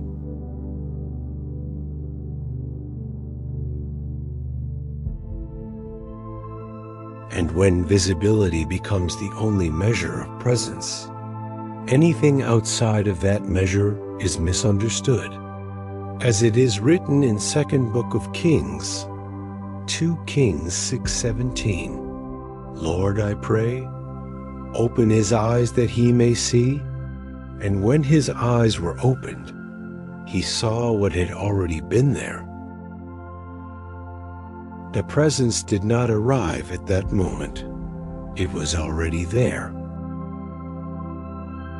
It had only not been recognized, and that moment did not create presence. It revealed it. The same applies to what is being faced now. There can be a situation where nothing is visible. Nothing confirms that anything is happening.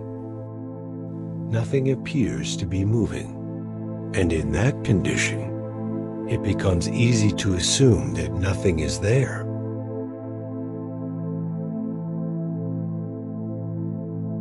But that assumption is based on what can be seen, not on what is real.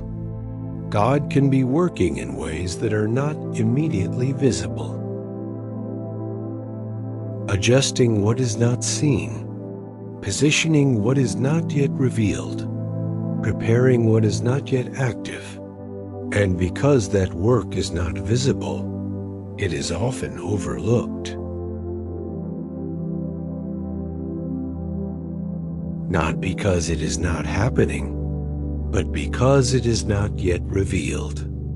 There can be a strong need for confirmation, something that proves movement, something that shows presence clearly, something that removes all uncertainty. But God does not always reveal His work at the moment it is happening. Sometimes it remains unseen until the right time.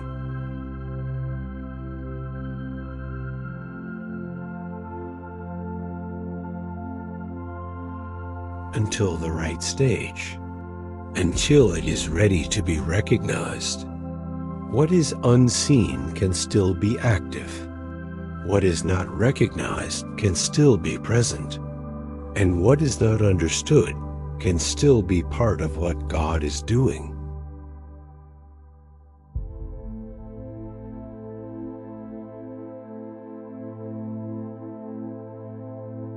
Because presence is not dependent on visibility, it is consistent, even when it is not identified.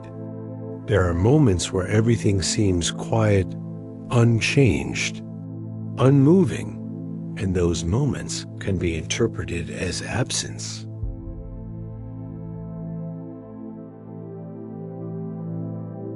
But quiet does not mean empty, and stillness does not mean inactivity. It can mean that what is happening is not meant to be seen yet, not meant to be recognized immediately.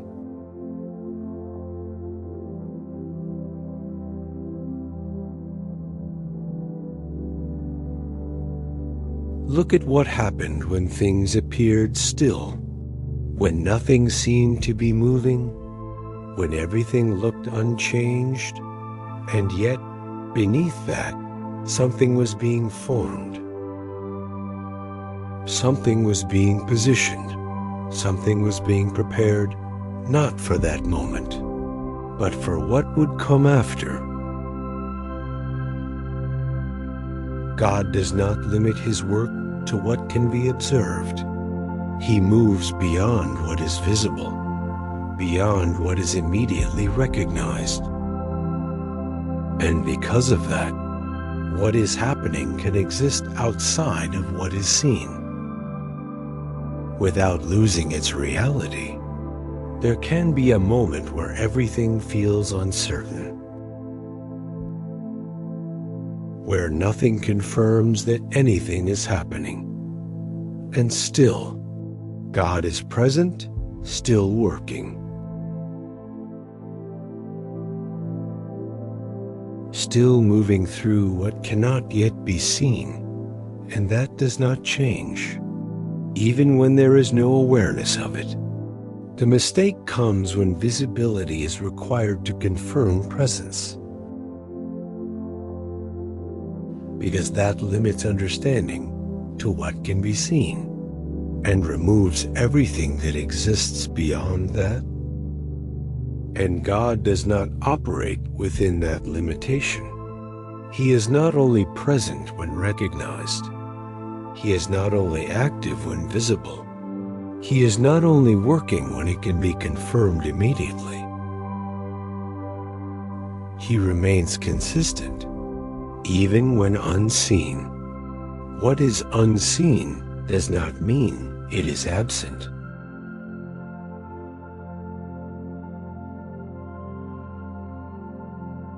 It means it has not yet been revealed, and until that moment of recognition comes, the situation may feel incomplete, uncertain, even empty.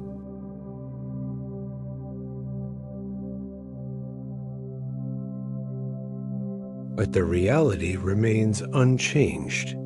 God is still present, still working, still active, even when nothing about the situation makes that visible.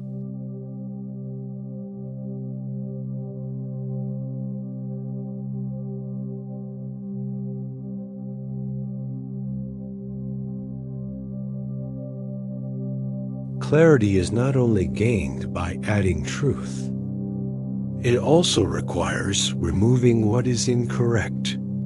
And when conclusions are formed too early, they must be released.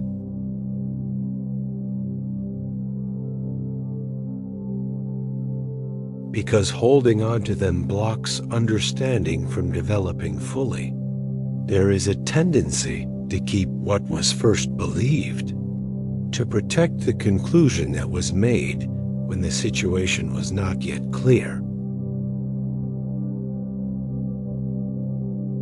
And once that conclusion is held tightly, everything that follows is filtered through it, even when it no longer fits, even when it no longer aligns.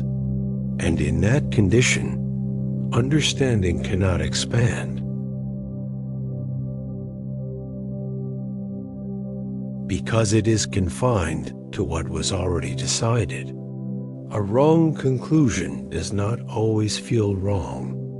It can feel logical, supported by details, built from real events. And because of that, it becomes difficult to let go of. Not because it is true, but because it appears consistent with what was seen at the time.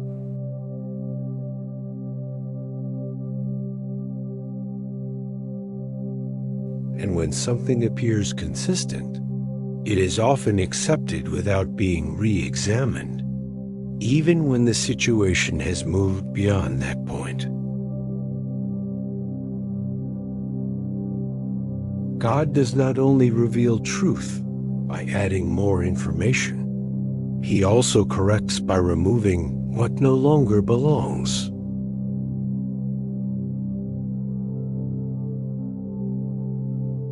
And that removal can feel uncomfortable because it requires releasing something that once made sense, something that once felt certain, something that was used to define the situation.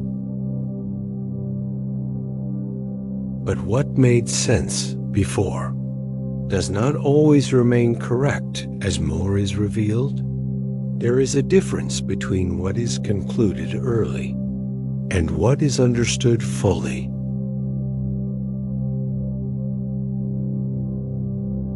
And when early conclusions are treated as final, they prevent full understanding from forming, because the position has already been decided, and anything that does not match that position is either ignored or forced to fit into it.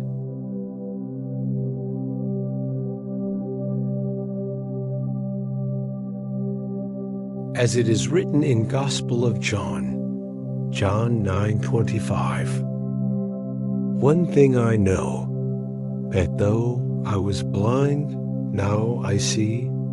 The shift did not come from holding on to what was previously believed. It came from recognizing that what was once accepted no longer applied.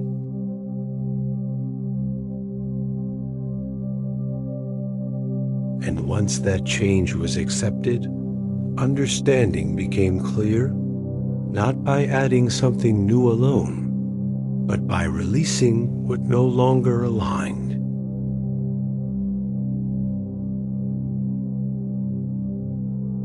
The same pattern applies in every situation.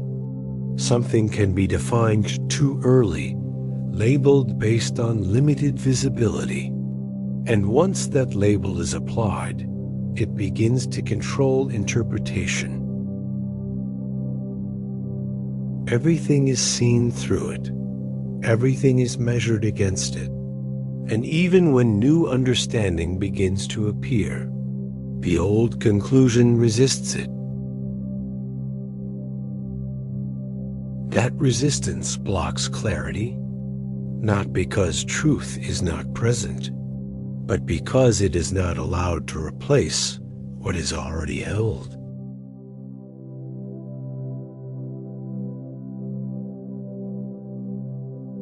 God does not build clarity on top of incorrect conclusions.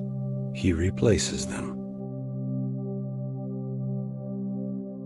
And that replacement requires release, not partial adjustment, not slight modification, but complete willingness to let go of what no longer aligns.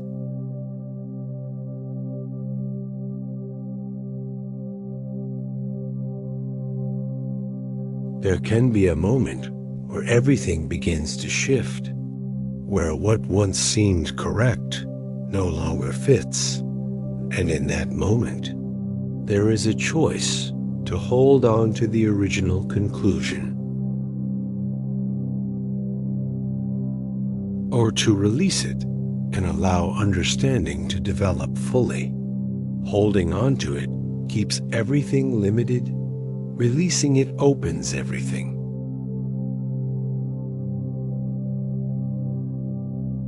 Because clarity does not enter where conclusions are fixed. It develops where there is room for correction. Something can feel settled, final, defined.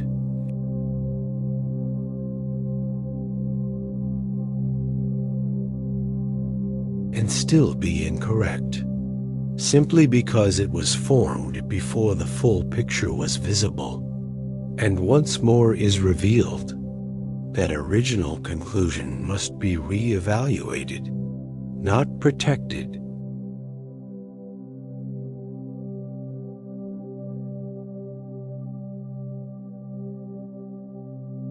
There can be attachment to what was first believed.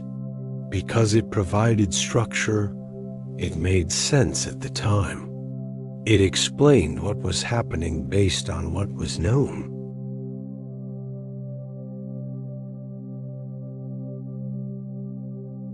But once the situation moves forward, that explanation may no longer apply, and continuing to hold on to it creates conflict with what is now being revealed.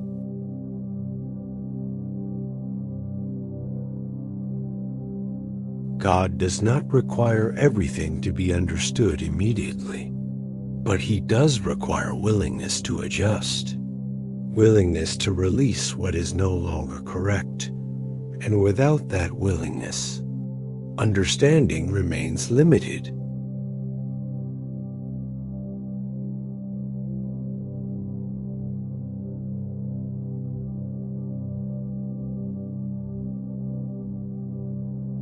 Even when truth is present, what is incorrect does not always appear obvious. It often feels justified, supported by experience, built from real events, but still incomplete, and until it is released, clarity cannot fully develop.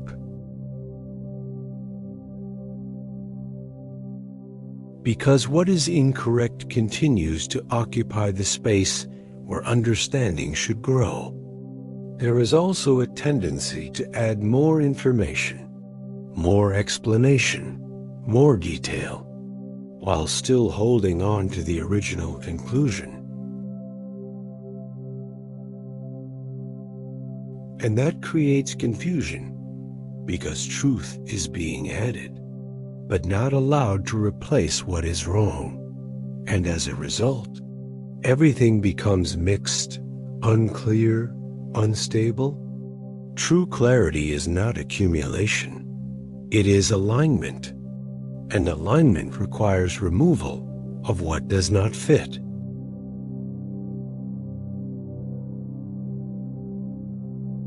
Something can be held for too long, simply because it was believed early, and the longer it is held, the harder it becomes to release.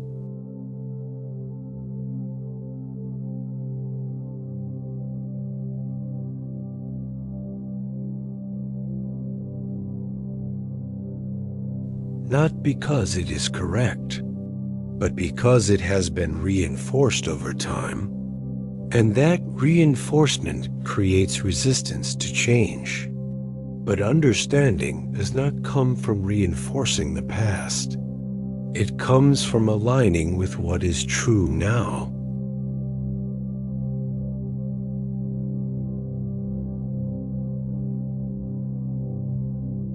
God reveals truth progressively, not all at once. And because of that, what was understood at one stage may not remain the same at the next. And when that shift happens, the previous conclusion must be released, not defended.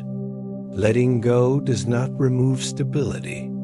It restores it, because it removes what is incorrect and allows what is true to take its place. And once that happens, everything begins to align, not because something new was created, but because what was blocking understanding is no longer there.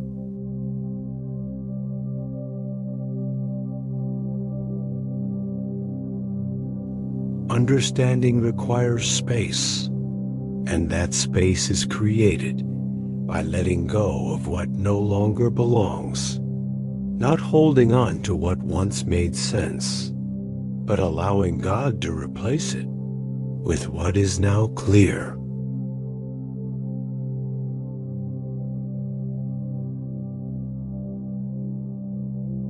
God's work is not always obvious in the moment.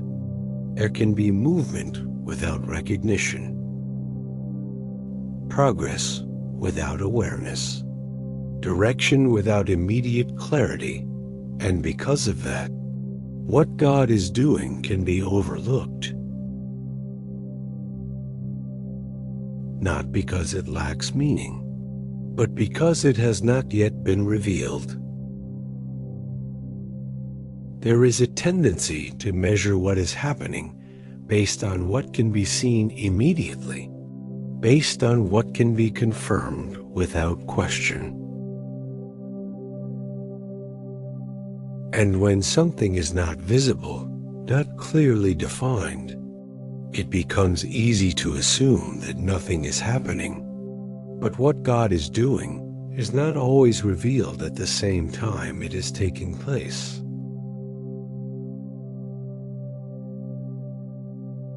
God can be working through a situation, shaping it, directing it, positioning it, and still, there is no clear indication of that work in the moment, not because it is absent, but because it is not yet meant to be fully understood. There are stages where God moves without immediate explanation, where direction exists without full visibility, and where progress takes place without recognition. And in those moments, what is real can be overlooked, simply because it is not obvious. There is a difference between something not happening and something not being seen, and when that difference is not understood, the conclusion becomes inaccurate. Because absence is assumed, when in reality, God is actively working beneath what is visible, and when everything is measured only by what can be identified immediately. Anything beyond that becomes misunderstood.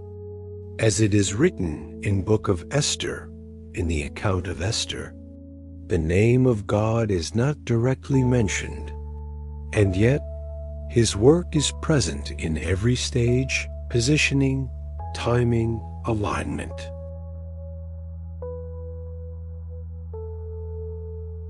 Decisions that appear ordinary, but are placed exactly where they need to be. Nothing seems obvious. Nothing appears supernatural in the moment, and still, God is working through every part.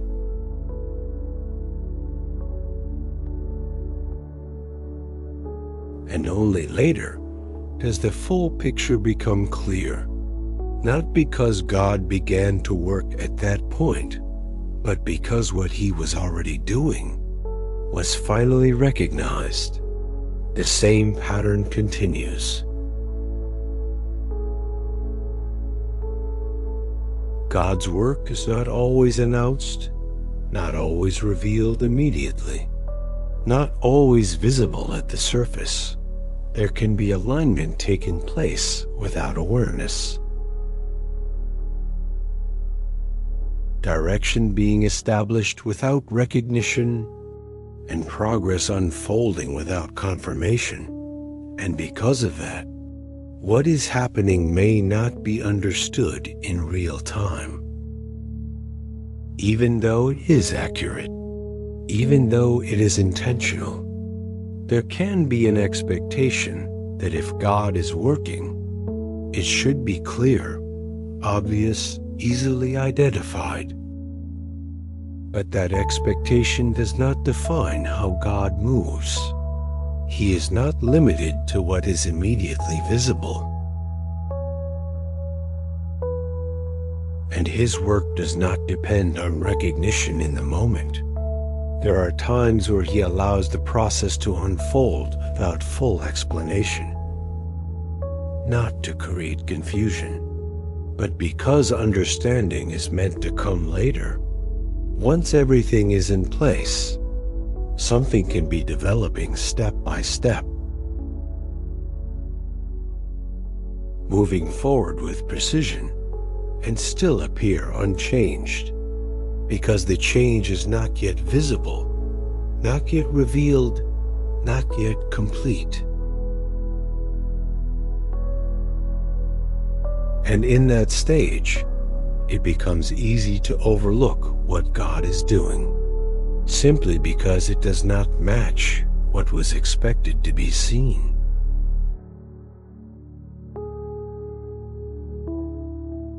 God does not reveal every step at once.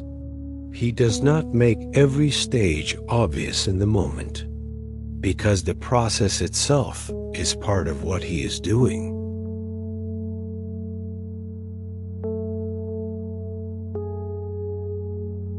And if everything were visible immediately, the process would not develop the way it is meant to. There can be a situation where nothing stands out, nothing confirms movement, nothing clearly shows direction, and still, God is working through it, arranging what cannot yet be seen, preparing what is not yet active, aligning what has not yet been revealed, and that work continues, even without recognition. The mistake comes when visibility is used as the only measure of activity, because that limits understanding to what is immediately seen, and removes everything that God is doing beyond that. But God's work extends beyond visibility, beyond immediate recognition, beyond what can be identified in the moment. Something can be experienced fully, lived through completely. and still not be understood until later. Not because it lacked meaning at the time, but because the meaning had not yet been revealed. And when that revelation comes, everything that once seemed unclear begins to align.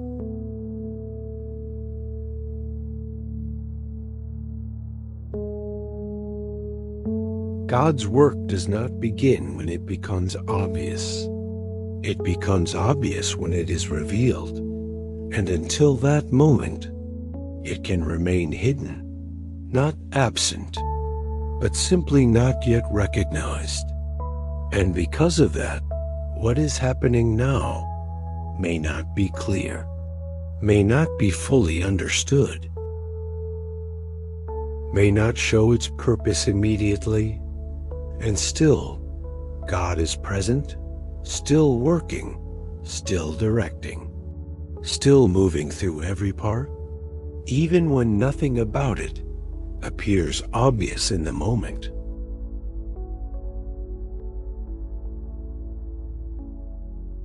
The same situation can be understood one way now, and differently later, not because the situation itself changes, but because the understanding of it changes. What is seen at one moment is often defined based on limited visibility, based on what is known at that time.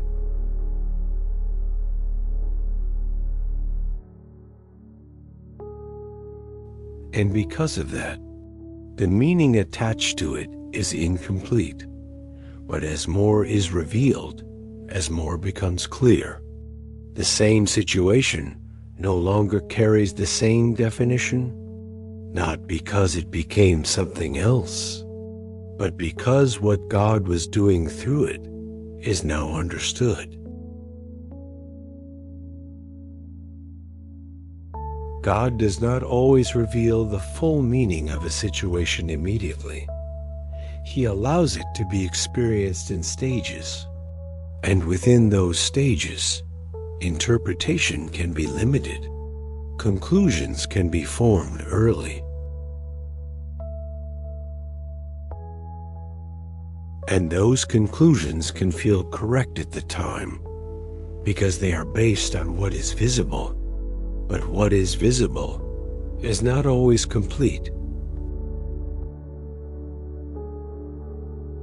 And because of that, the meaning assigned to a situation can change, not because the situation changed, but because understanding developed.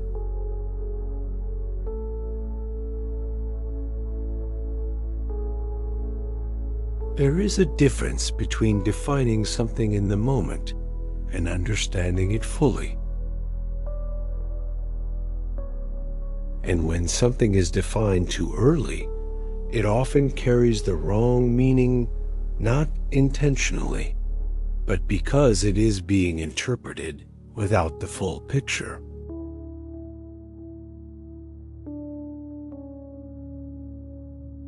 And once the full picture is revealed, that original meaning no longer holds.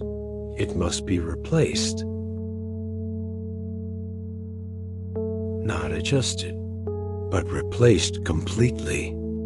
As it is written in Book of Genesis, Genesis 50-20, "You meant evil against me, but God meant it for good." The situation did not change. What happened remained the same. The events were not reversed, but the meaning of those events was completely different once God's purpose was revealed.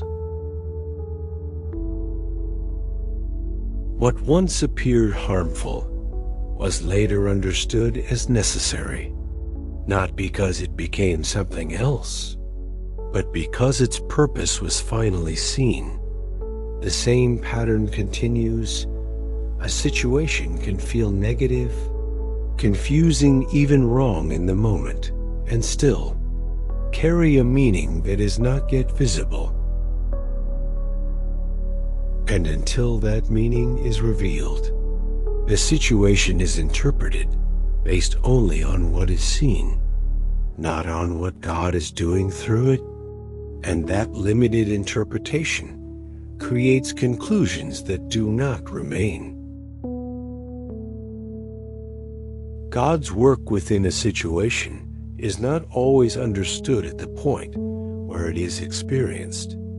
It is often revealed later, once the process has moved forward, once the outcome has begun to take shape, once the connection between stages becomes visible. And when that happens, what once seemed unclear begins to align. Not because the situation changed, but because the understanding of it did. There can be attachment to how something is first defined. Because it felt certain at the time, it explained what was happening based on what was known. But once more is revealed, that original definition must be released, not defended, because holding on to it creates conflict with what is now clear. The same event can carry different meaning at different stages, not because the event shifts, but because perspective develops.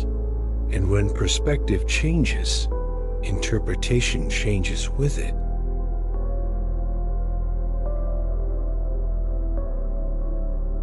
What once caused confusion no longer carries the same weight, not because it disappeared, but because it is now understood within the context of what God was doing through it. God does not change the past. He reveals the meaning of it. And when that meaning becomes clear, everything that was experienced begins to align. Each moment connects. Each stage shows its purpose, and what once seemed disconnected becomes part of a complete picture. There is also a tendency to fix meaning too early, to decide what something represents before it is fully revealed.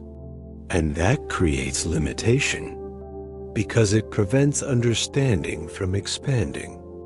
It locks the situation into a definition that may not be accurate. And once that definition is set, it becomes difficult to adjust. Even when more clarity is available, but understanding requires flexibility. It requires the ability to release what was first believed and allow what is true to replace it. And when that happens, the same situation is no longer seen the same way. Not because it changed, but because it is now understood correctly. God's purpose within a situation is not always visible at the start, but it is revealed in time. And when that revelation comes, what once seemed uncertain begins to make sense. What once felt wrong is understood differently, and what once carried confusion no longer holds that position.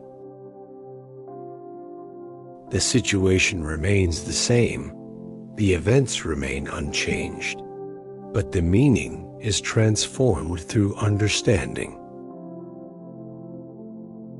Not because something new was created, but because what God was doing has now been revealed.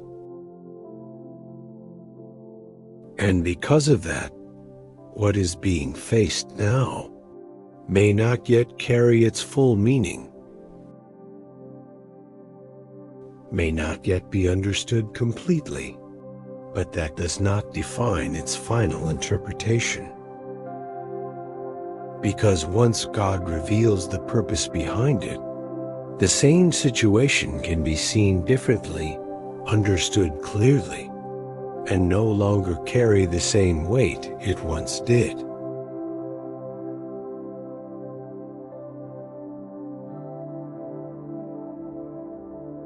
Clarity does not always come all at once. Understanding develops, it builds, it connects over time, and expecting it to arrive instantly can lead to frustration. Because clarity often comes step by step, not in a single moment, what is unclear at first may not remain unclear forever. But the understanding of it may require stages. And if every stage is expected to provide the full answer immediately, the process will feel slower than it actually is. Not because God is withholding clarity, but because clarity is being formed in order. God does not always reveal everything at the beginning. He often allows understanding to grow through sequence, through one piece connecting to another, through one moment making sense after another moment occurs. And in that process, partial understanding is not failure, it is development. Something can be clear in one area, while another part still remains unresolved. And that does not mean God is absent. It means the full understanding has not yet been completed. There is a difference between receiving part of the picture and having the full picture. And when only part of it is visible, conclusions can still be incomplete. Not because the part that is seen is false, but because it is not everything. And when that is understood, patience becomes necessary. Because what God is revealing may be accurate, but not finished yet. As it is written in First Epistle to the Corinthians, 1 Corinthians 13:12, for now we see in a mirror dimly, but then face to face, meaning.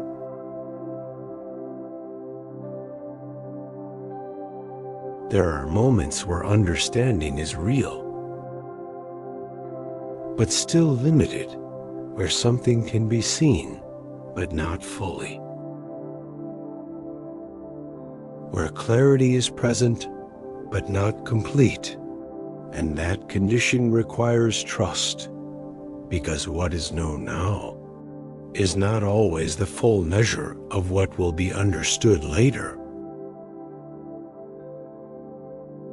The same pattern appears in the way God works through situations. One part becomes clear, then another, then another. And over time, what once felt disconnected begins to form a full meaning, but before that happens, it can feel uncertain.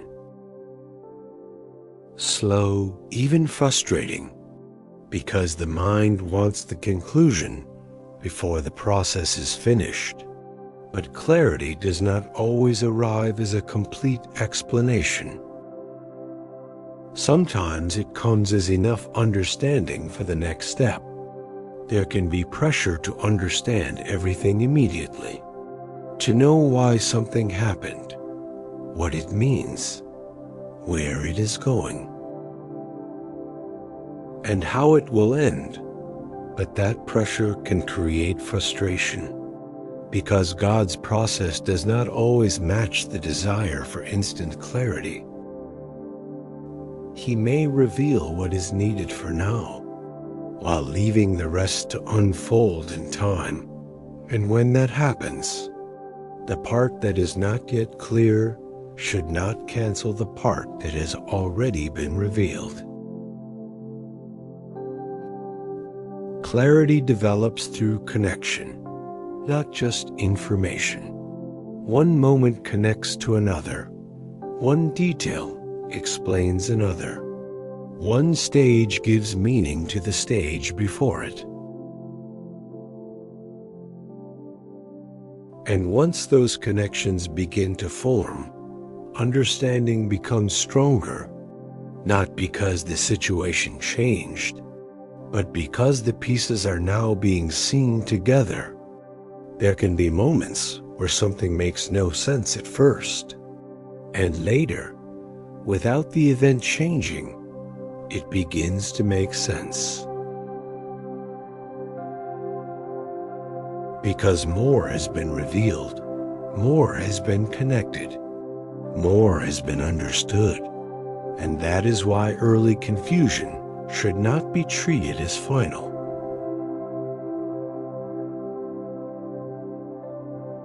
Because what is unclear now may only be waiting for the next piece to connect.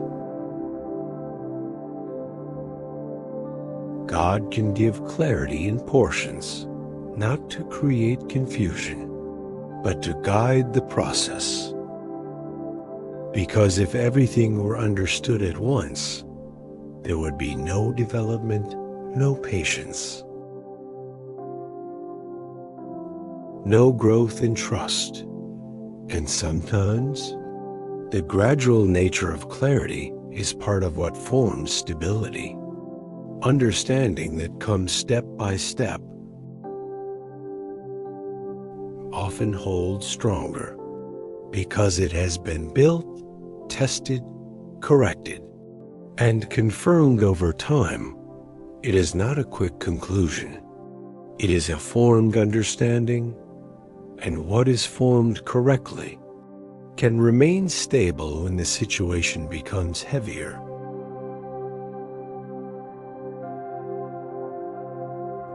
The mistake comes when partial clarity is rejected, because it is not complete clarity, but partial clarity still has purpose. It shows direction. It gives enough to continue. It reveals what is needed for the present moment.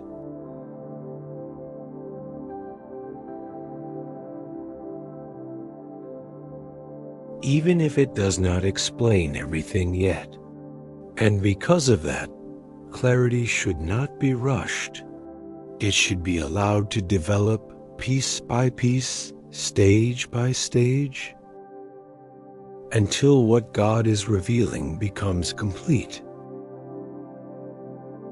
Because understanding does not always come in one moment. Sometimes it comes through the process. And when that process is allowed to continue, what was once unclear becomes connected. What was once disconnected begins to align. And what was once confusing becomes understood in time. God's purpose is not always visible at the start. The beginning of a situation does not always reveal the outcome.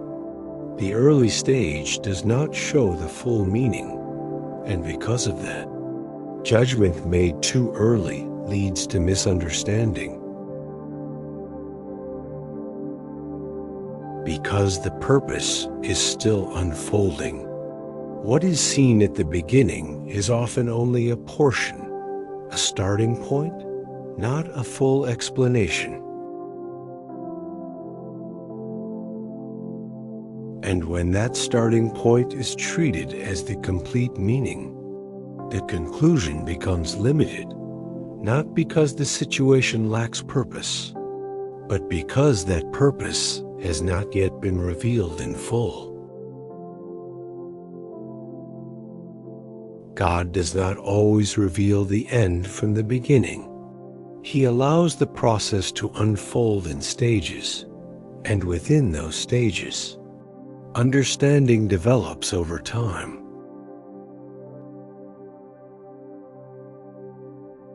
Something can begin in a way that feels unclear, incomplete, or even disconnected. and still carry a purpose that will only become visible later, not because the purpose was not there at the start, but because it was not yet meant to be understood at that level. There is a difference between experiencing the beginning of something and understanding what that beginning leads to. And when that difference is not recognized, early interpretation becomes final, even though it is incomplete. And once a situation is defined too early, it becomes difficult to adjust that definition later. Even when more clarity is available. And that is where misunderstanding continues, not because God is not revealing, but because the conclusion was made before the process had time to develop.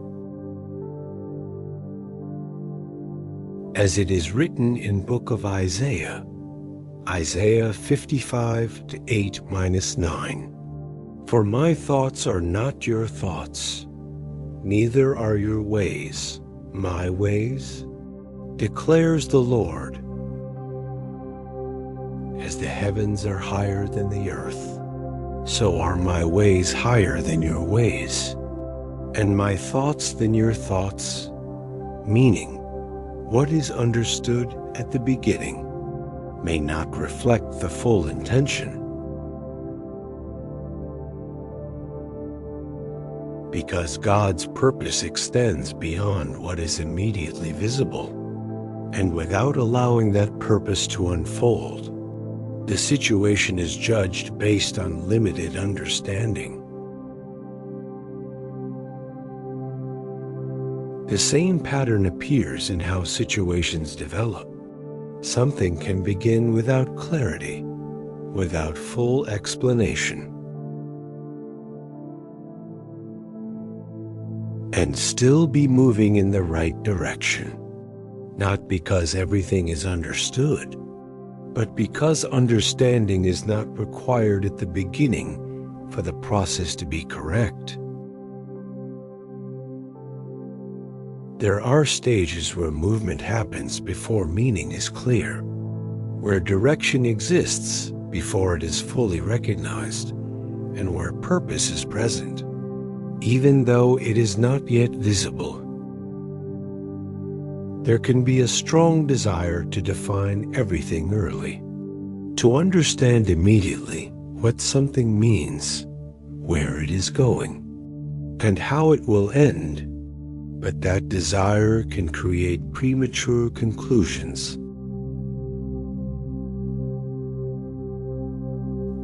And those conclusions often do not hold, because they are based on what is seen at the start, not on what will be revealed over time. God's purpose is not always revealed at once. It is often built through sequence, through connection, through stages that only make sense when they are seen together. And before those stages connect, the situation can feel incomplete, uncertain, even misleading. Not because it lacks direction, but because the direction has not yet been fully revealed. There can be moments where the beginning feels small, unclear, or unrelated to anything significant, and still, that beginning carries purpose, not because it appears important at the time, but because of what it leads to. And until that connection is revealed, the beginning is often underestimated. Not because it lacks value, but because its role has not yet been seen in full. God does not measure a situation by how it begins. He defines it by its purpose. And that purpose is not always visible in the early stage. It is revealed as the process continues. As each part connects, as each step builds towards something that could not be understood at the start, there is also a tendency to evaluate early stages based on immediate results, to decide quickly whether something is right or wrong, moving forward or not. But early stages are not designed to carry full results. They are designed to begin the process. And when they are judged based on outcome instead of purpose, they are often misunderstood. The mistake comes when the beginning is treated as the full meaning, when what is first seen is used to define everything that follows, because that removes the process. And without the process, the purpose cannot be understood. God reveals purpose through progression. Not only through starting points, understanding develops as more is revealed, as more becomes visible, as the connection between stages becomes clear, and once that happens, the same beginning that once seemed unclear begins to make sense. Not because it changed, but because it is now understood in connection with what followed.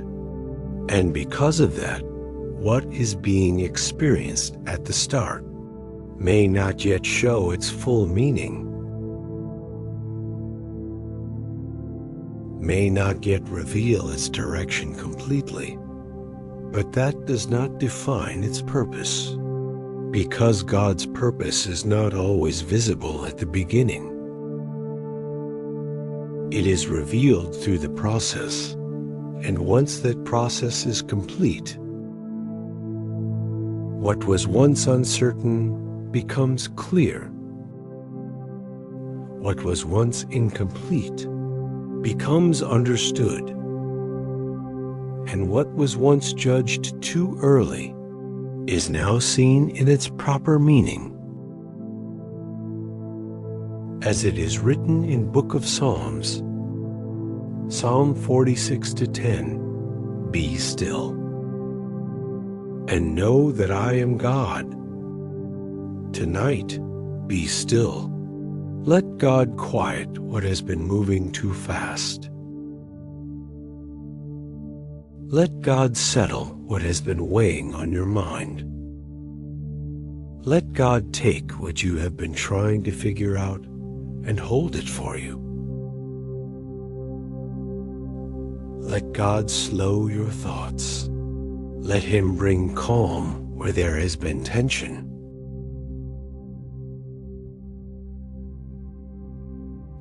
Let Him create space where everything has felt crowded. Whatever is unclear, whatever feels unfinished, whatever has been on your mind,